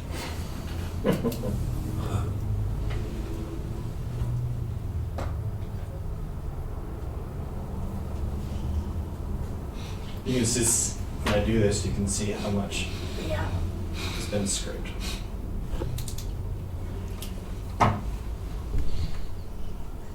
All right, here we go. So, minor subdivision, can't read that right, sorry. It's in your packet though, it's page 109. 199? 109. Okay. If you wanted to go and follow along. So basically a major is anything that isn't a minor. So a minor says a property that has not been previously platted within the city of Trinidad, there's no public right-of-way dedication, the entire tract is being subdivided in 4 acres or less and will not produce 4 lots or less. And there's no exceptions to the community development standards. So basically, a subdivision of 5 or more lots is a major subdivision, therefore major impact. When we're talking subdivisions, if we pass this code and everything else, the 3 or 4 subdivisions we have around town, will this affect any of that? It only affects it in that if they come in to do a replat, etc., and in most cases, if they're doing something like that, they're going to fall into the administrative reviews. Because some of those places will probably be adding more houses to those areas eventually because the land's there. Will that's what I'm kind of getting at. Will it affect? They'll probably be major impact. if they're adding if they're adding 4 more lots, they certainly will be. And if they have to do any kind of utility extension, they definitely are. So, anytime you, the Planning and Zoning Commission by statute cannot accept infrastructure, street dedications, etc. That has to be done by ordinance, therefore it has to come to council. So, and you also want to make sure your engineer signs off on how they're lining out their lines. I think we kind of got really into the weeds on townhouses, and again, the Planning and Zoning Commission is going to be looking at that. So, so that is subdivision. Any other questions on subdivision? All right, I'm gonna start flying through. Community design standards. It's not in here. No changes. Annexation, no changes. So these are this starts to get into all the special reviews. Mayor Rico. Signs, the only change in signs was that there is a variance process for a sign that is a limited impact. So it already went to the Planning and Zoning Commission, but now it just falls under the limited impact review standards. No changes to floodplain protection, vested property rights, sexually oriented businesses, residential cultivation, medical, and retail marijuana. So all of those stay the same. Historic preservation, Keely is going to jump into that. I'm going to kind of wrap up too, so she can. Nothing has really changed. The only thing I will say is that in my review of this currently, and the thing that I would lobby the council, I say this every time, I look in the mirror every morning, I am not a historic preservation planner. And I'd love to help you with this, but it's not my expertise, and there's plenty of people at the state that would pin me to the wall if I did try to help you with this, because I'm not certified to be a historic preserver. I did do Salida and Crescent Butte are both national districts, so I have plenty of experience, but to actually give you recommendations on design review standards for your national district, I'm stepping over a line that I shouldn't step over. So that certainly is something that you guys can talk. And then the other one is that you had this, I could tell that at some point you had a wireless telecommunication proposal, and a consultant wrote a very comprehensive code on wireless, and for some reason it was plugged into your zoning. It needs to be its own article because it has its own review procedures. So I moved that out of Article 4 and into Article 15. So that is my presentation. I do have a couple other questions, just Sure. Getting back to the storage containers that are prohibited. On page 75, it says the maximum size is 160 square feet. But on page 76, storage containers not to exceed 650 square feet. Why the discrepancy? I can look at that and we can bring it into the Planning Commission.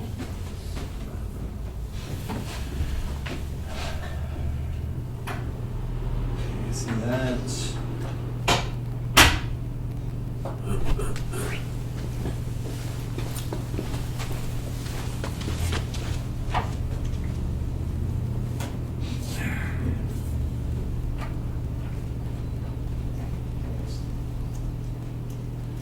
So I think the key word is container versus containers.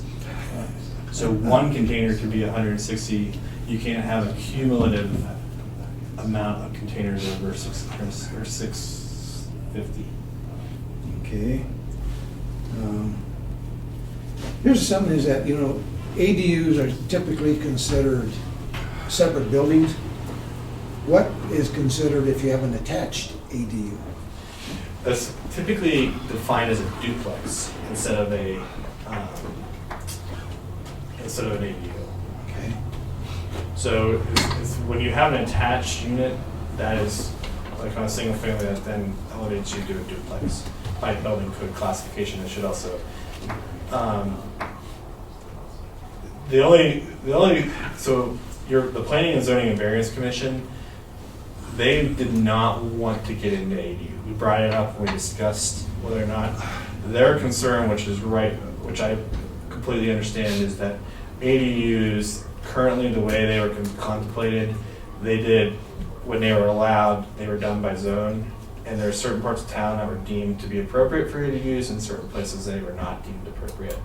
And I think the Planning Commission was not in favor of opening up that can of worms and going into re-looking at all the different zone districts, because that had been hashed out.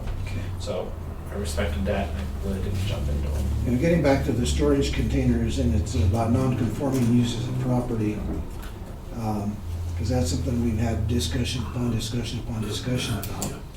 And we do have some, ordinances in place already. Now, there's some changes in this new code that we're talking about.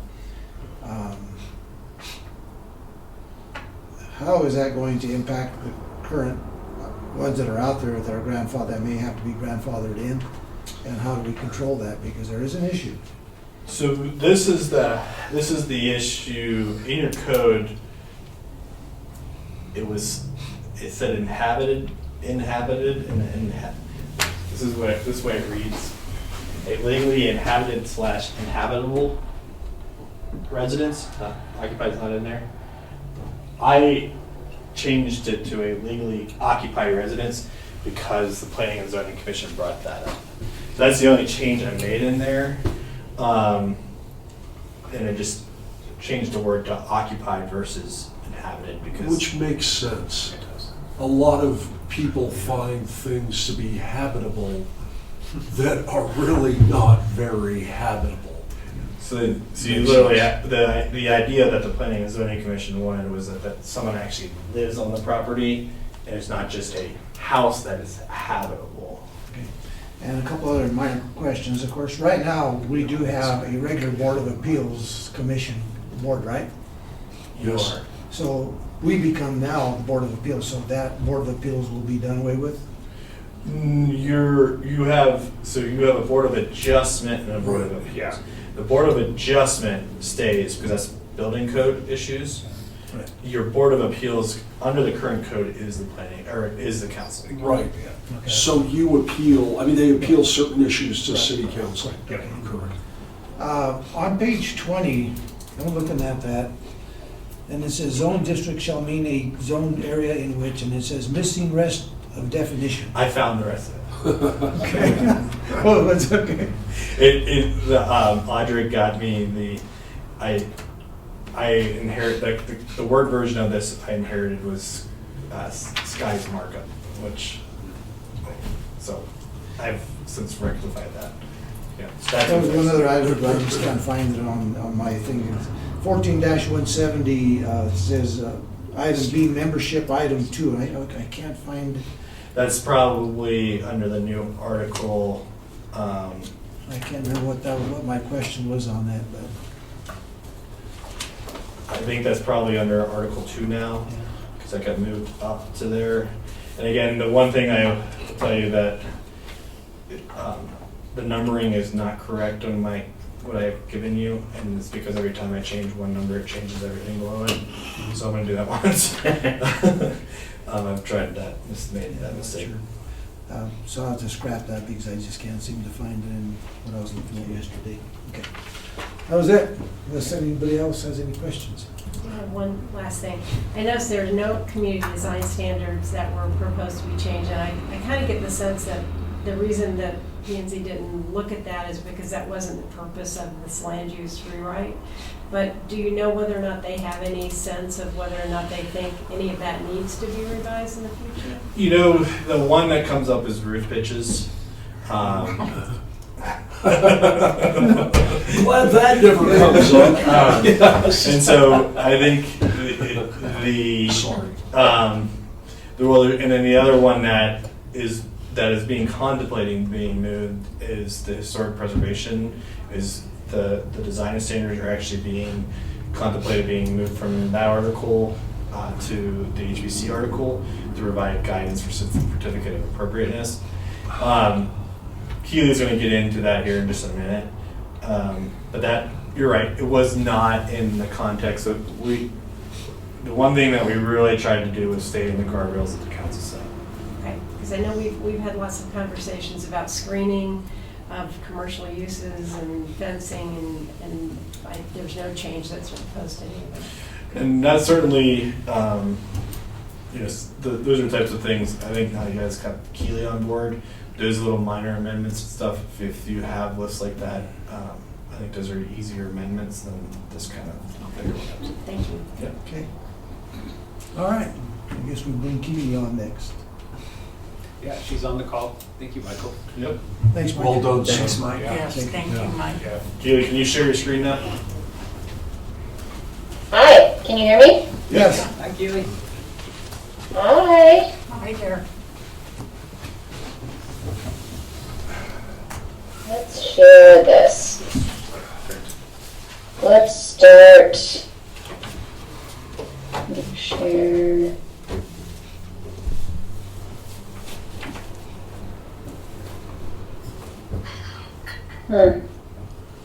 We can see the map. Okay, great. So, hello, council and mayor and staff. I haven't formally presented to you yet, so this is my first time. And hello, I'm the new Director of Development Services for the City of Trinidad. I'm also going to be taking on some of Wally's responsibilities in economic development for a little bit, and we'll see how it goes. And I have worked as an architect and a developer in the private sector for about 10 years. I did a ton of public work prior to that. But yeah, that's kind of the background I come from. And so if you'll have to correct me if I'm not completely proper or I'm saying something wrong. So the purpose of presenting to you today was just really to introduce myself, to let you know that we're working on the historic preservation stuff, and also to make changes to the ordinance so that it's more customer friendly.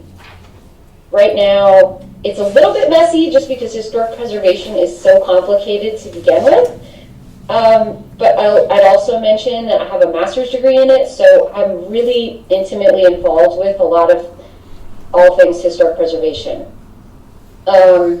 So where I've started working on the Chapter 14, Article 14 Historic Preservation Ordinance, and I started to dig through that a little bit, and I realized that a lot of our historic preservation stuff was all over the code.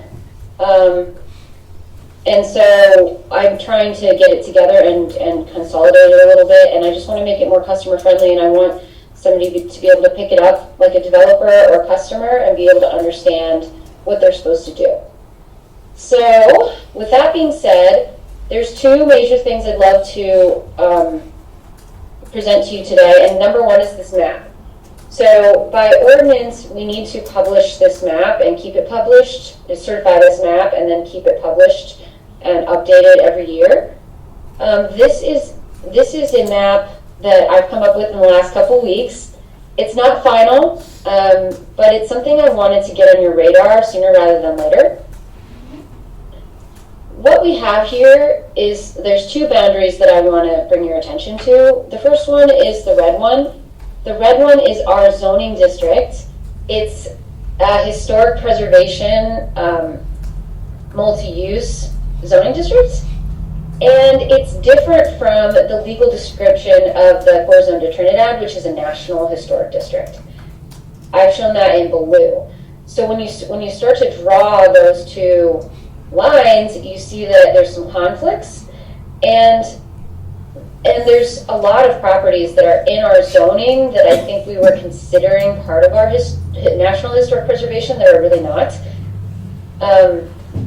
So yeah, it's kind of unfortunate because really we should be doing a lot more reviewing of historic properties right now. We're not really doing any. So hopefully that will change here pretty soon. I'd love to make our HPC into like a lean, mean reviewing machine. And so I'm kind of doing a little coaching on how we do that. We're going to have our first review coming up this week for a historic property that's in the historic district. And what I've told them and what we're working on is mainly that you don't review by your opinion of what you think's attractive or not. You review based on national standards. And so that's really what our job would be for that commission, and as staff as well. So going back to the map, you could be in historic preservation zoning per this map, but not eligible for historic tax credits. So it makes it really, really confusing for the customer as to like, why should I be reviewed? Why am I being reviewed because I'm in a multi-use zoning or mixed-use zoning? Because normally you would have your historic preservation as an overlay over your existing zoning, and you wouldn't be naming your zonings historic preservation.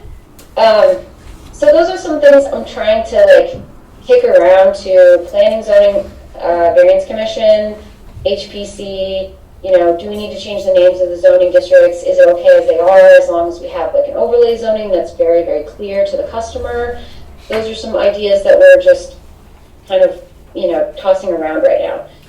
So if you look at this map, you have to identify the buildings that are in the historic preservation district by if they qualify or if they're part of the district or not. Like, are they contributing to the district? And so I've kind of identified them based on our 2021 survey of buildings that was done by a historic preservation consultant. And you can see the addresses, you can see if your building's contributing, if it's not contributing, if it's contributing with qualifications, meaning that you could go through a historic preservation process, you could propose certain changes that would allow your buildings to be contributing to the historic fabric of the district. And you would be able to qualify for tax credits even though you were previously non-contributing.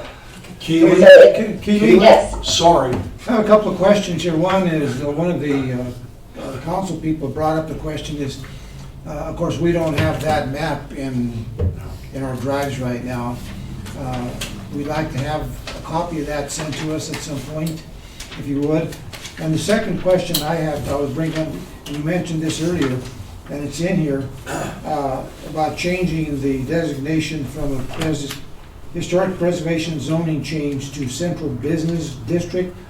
What was the reason for that change, or for that change?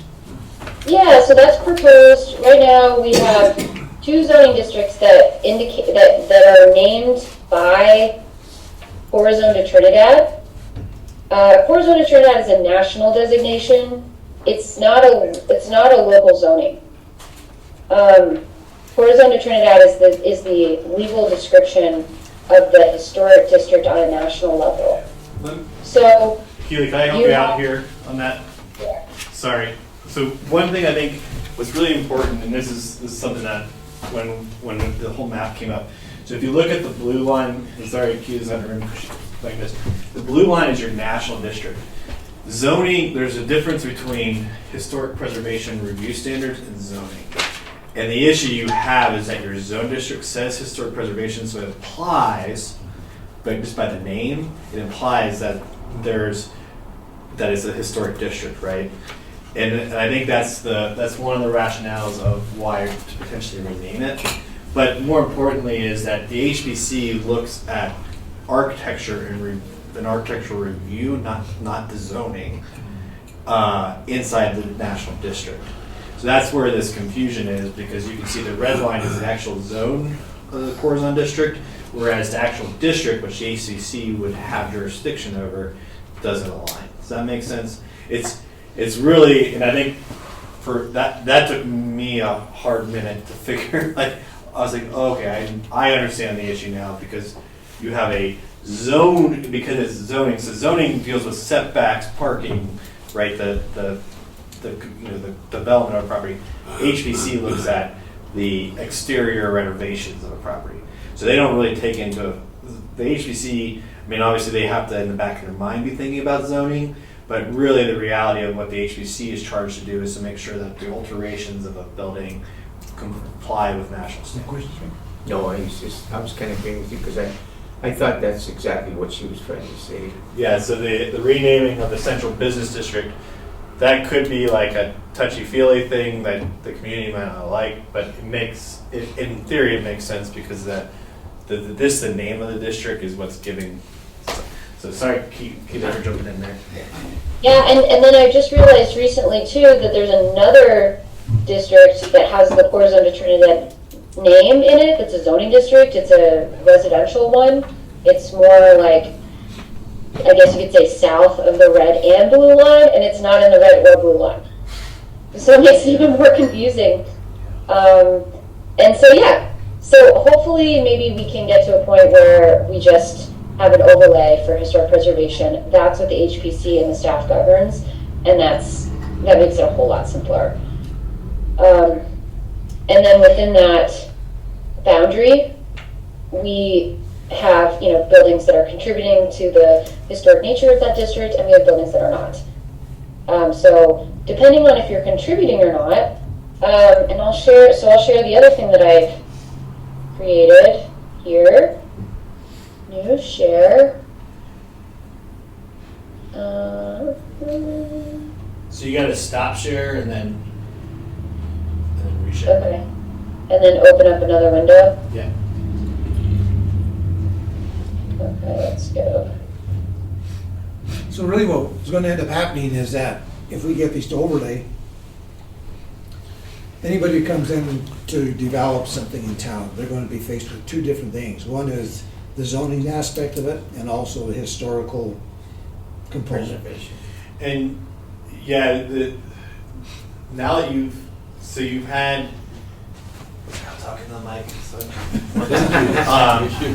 So you've had two. The other thing to keep in mind too is that through the evolution of your district, you've actually had two historic surveys now completed. So the original zone, or the original national district, was created under the survey that I think was done in maybe the 80s even. And now you've had an update to your survey, so a lot more buildings have been surveyed, as was seen on our map. And so you can determine whether it's contributing or non-contributing. And so what you typically get on a contributing building is a certificate of appropriateness prior to beginning construction. And then Keely can talk through, like, there's different levels of what's being contemplated of review of if it's a major alteration versus a minor alteration. So could it be a staff level review versus a HPC, and if it's contributing versus a non-contributing building, there being two different processes for contributing versus. You know, and I think maybe that's where some of this confusion of, you know, people come in and they want to buy a piece of property, and they say, you guys have so many different things that you guys review. And I think maybe they just don't understand that we have a zoning review, but we also have a historical standards review that they've got to comply with. And I think that's where I think they run into, say, why do you guys have so many, why is it taking so long? And I think that's one of the problems that we have. And one thing that's being discussed is moving, so in the community design standards, is taking the community design standards and moving them to the HPC under the certificate. So the HPC is reviewing non-contributing and contributing buildings under those communities, so the architecture, and taking that out of, normally a planning and zoning variance commission doesn't review that type of thing. That the architecture is really should be reserved for the HPC. And I'll be honest with you, it took me, I had finally had the aha moment when I was like, we probably need to map this. And when we overlaid the two districts, I was like, bingo, there it is. Your national district versus your zoning don't align. So what's going to happen, I mean, our building inspectors are really going to have to be, you know, in the know of both standards. Yeah. Okay. Go ahead, Keely. Yeah, kind of going along with what you were saying, Mayor Rico, the architectural review, the processes for the architectural review versus historic preservation review versus planning and zoning variance. The other thing I'll say about that is that we've kind of, in the building department, we've kind of like identified some of the shortcomings in terms of some of these reviews, and then figured out, okay, wait, hold on a second, what can we do to get through these processes better, because we want to be customer friendly for developers, either like in town or coming from out of town. And one thing I love about the city of Trinidad is you can come in and like figure it out with our staff. That is so cool, and it doesn't happen in a lot of places.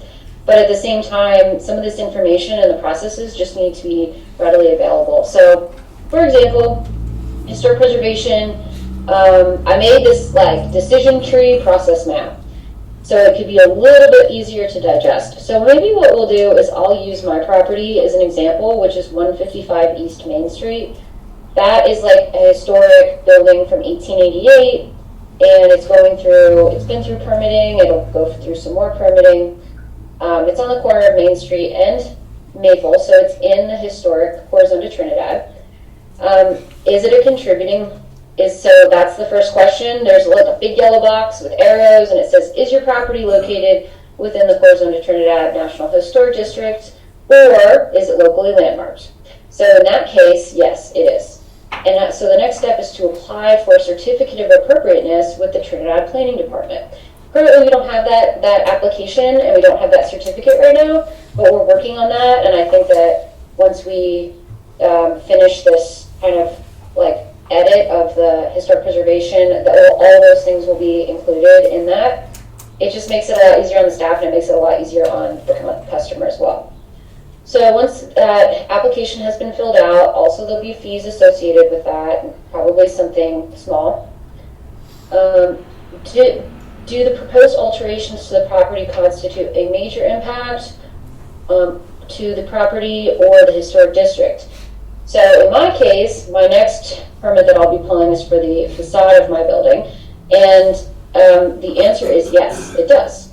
So since it is a major impact, it needs to go to, the staff needs to review it, and we need to make a recommendation to the HPC for their vote.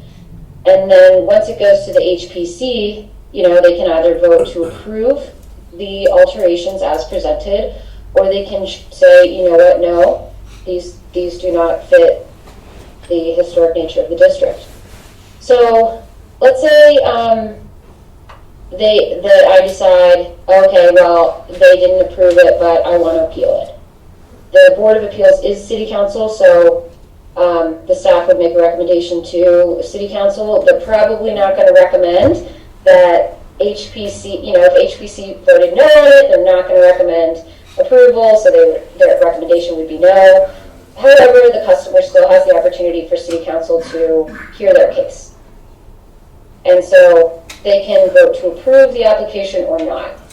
And so there's kind of like all these different situations that I just wanted it to be a one sheet, map it out, so people could kind of like choose which situation applied to them the best and see how they could get to that finish line, which was either going to be a certificate of appropriateness or it was going to be a local landmark designation.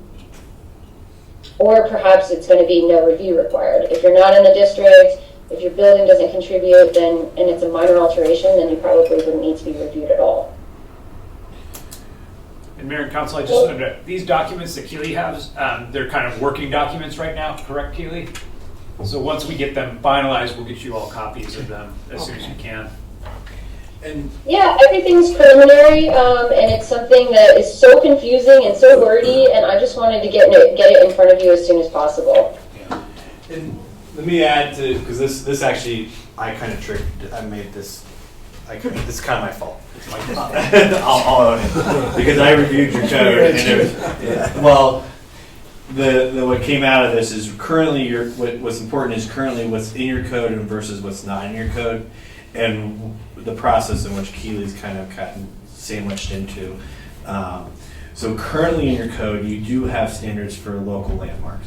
And so right now, the HPC, your board, the HPC has been established, and there's a procedures for an applicant to get local landmark status, which is important if they want to go after tax credits. And so that first box was checked. There is a line that basically is in your current code that says that the HPC shall establish review criteria, and that has not happened. And so what Keely is attempting to do here with this is what the new process would look like. So once the HPC board, the Historic Preservation Commission, makes a recommendation on what kind of review standards they want, which they can, under the local status, I'll work with Keely and HPC to format an ordinance to bring that forward. What I'm not an expert on is like what should be in the review standards, etc. I certainly can help write with the ordinance, but what they're trying to attempt to is right now there's a default to the national standards in your code, and those are very cumbersome. And so it's to the local community's benefit for the HPC to develop their own standards. Does that make sense? Okay. Clear as mud. Yeah. Karen has a question. Okay, so on your little preservation procedure, it has Yes. issuance, at the bottom right, it says issuance of certificate of appropriateness by historic preservation, or the other option would be issuance of a local landmark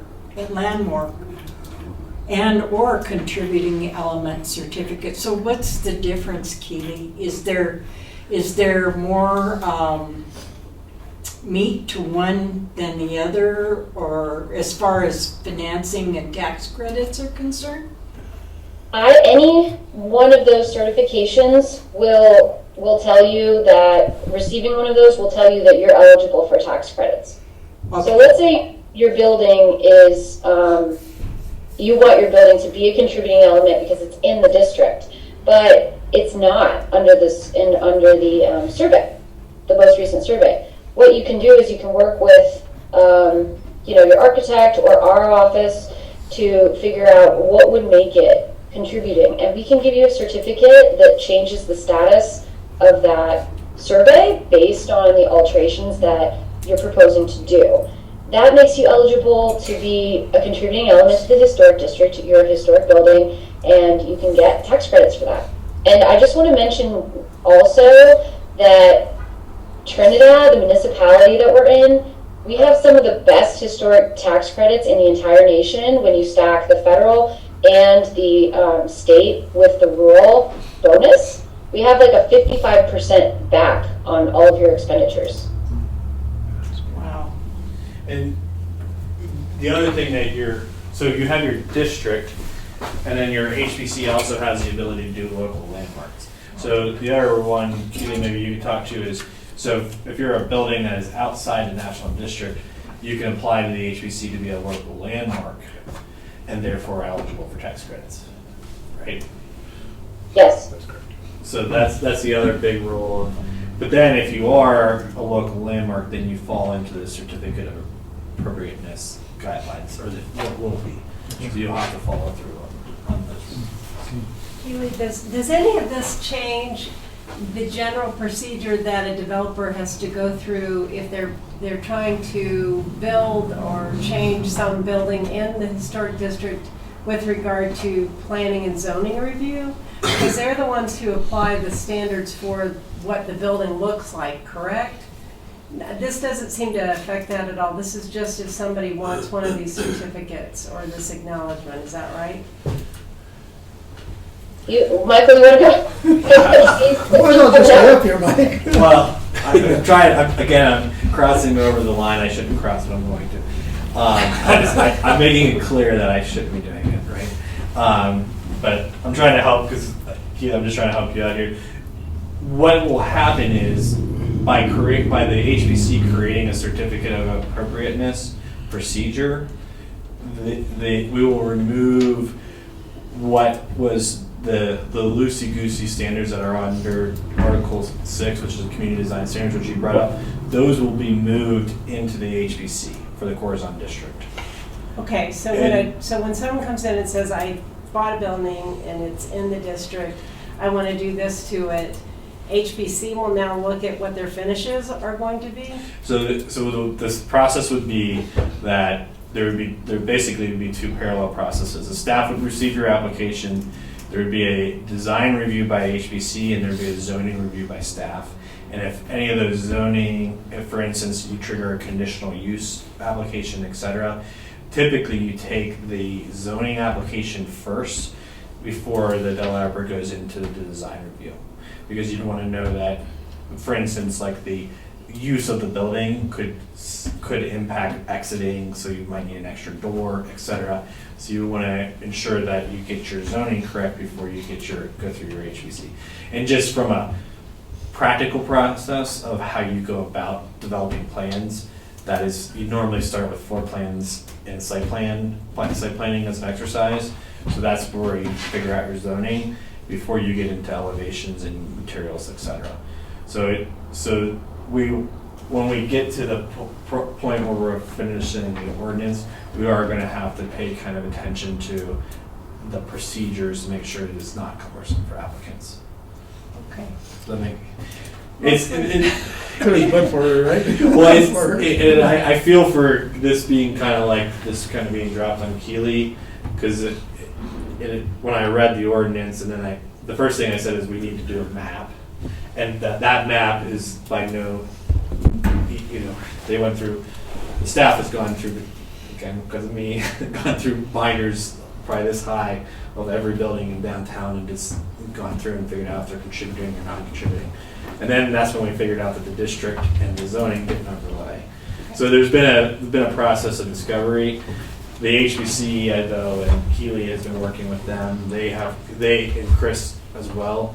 They have gone through kind of what they want to look at. So they have when I kind of walked into this, I got a pile of like, this is where we're at on all this stuff, and it took me a little bit of time to decipher this. But I think the good news is that Keely's done an excellent job of getting the HBC to get their ducks in a row. So they're starting to look at and she did a good job of mapping out what the different processes were, so everyone would understand the difference between contributing in landmark buildings versus non-contributing buildings, and major versus minor. So just kind of establishing like this is how we want the process to flow.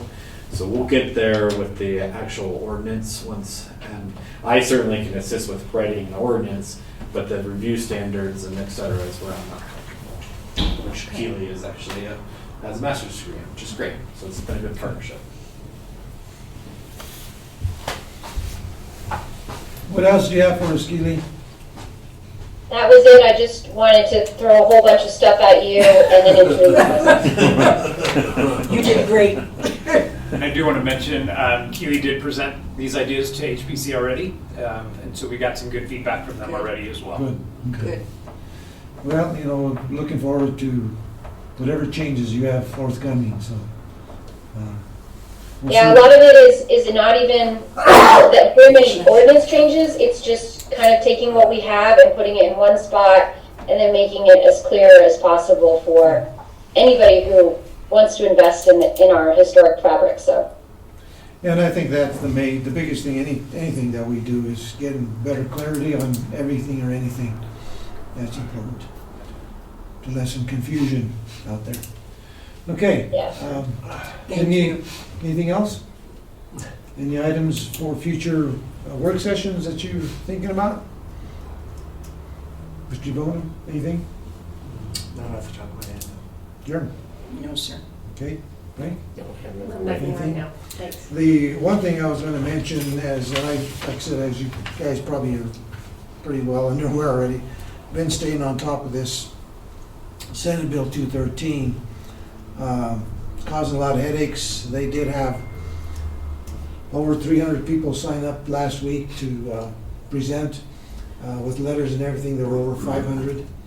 And what was interesting is I got this yesterday from Mike Beasley and some amendments. And if you would, you got it too, right? Yeah. Why don't you send them to council so Yeah. they'll read them? And if you look at them, there's only a couple of them in here that I think are really worthwhile.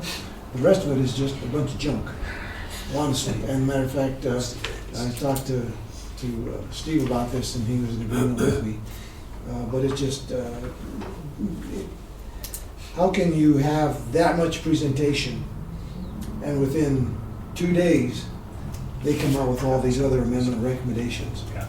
It doesn't make sense, some of these recommendations. Mayor, if I could please, Sure. over the weekend, the CML attorney listserv, they were asking what every jurisdiction has done or is doing, and it was just blowing up. All Oh, of it, God. yeah. It's All the crazy. city attorneys were saying that they're, doing a resolution or have done a resolution in opposition to this bill.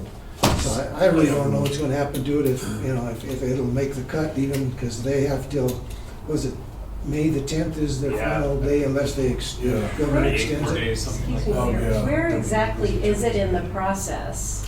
Right now, what it is they were going to run it through last week, but then they got so much opposition that they just took testimony last Thursday from these 300 people, and then they probably have to review the other 200, you know. But it started, it's a Senate bill, right? Right. Has it been approved by the House, or is it still just a Senate bill? Still or the Senate where bill, is as it? far as I know, yeah.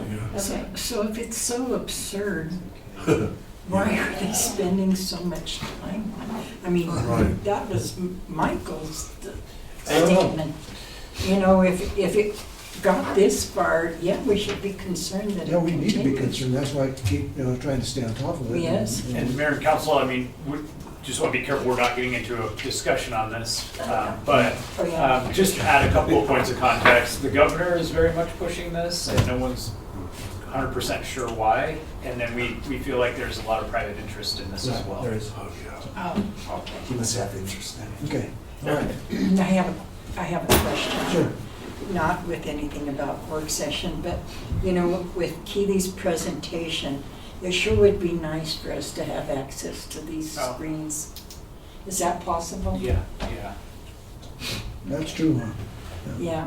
it's possible. Somebody's thinking that's great. Chris left her drawing on there from us. Okay, well, time is now 5:12, we end the work session. All right, Thank you. Thank you, Mike. Thank you. Thank you.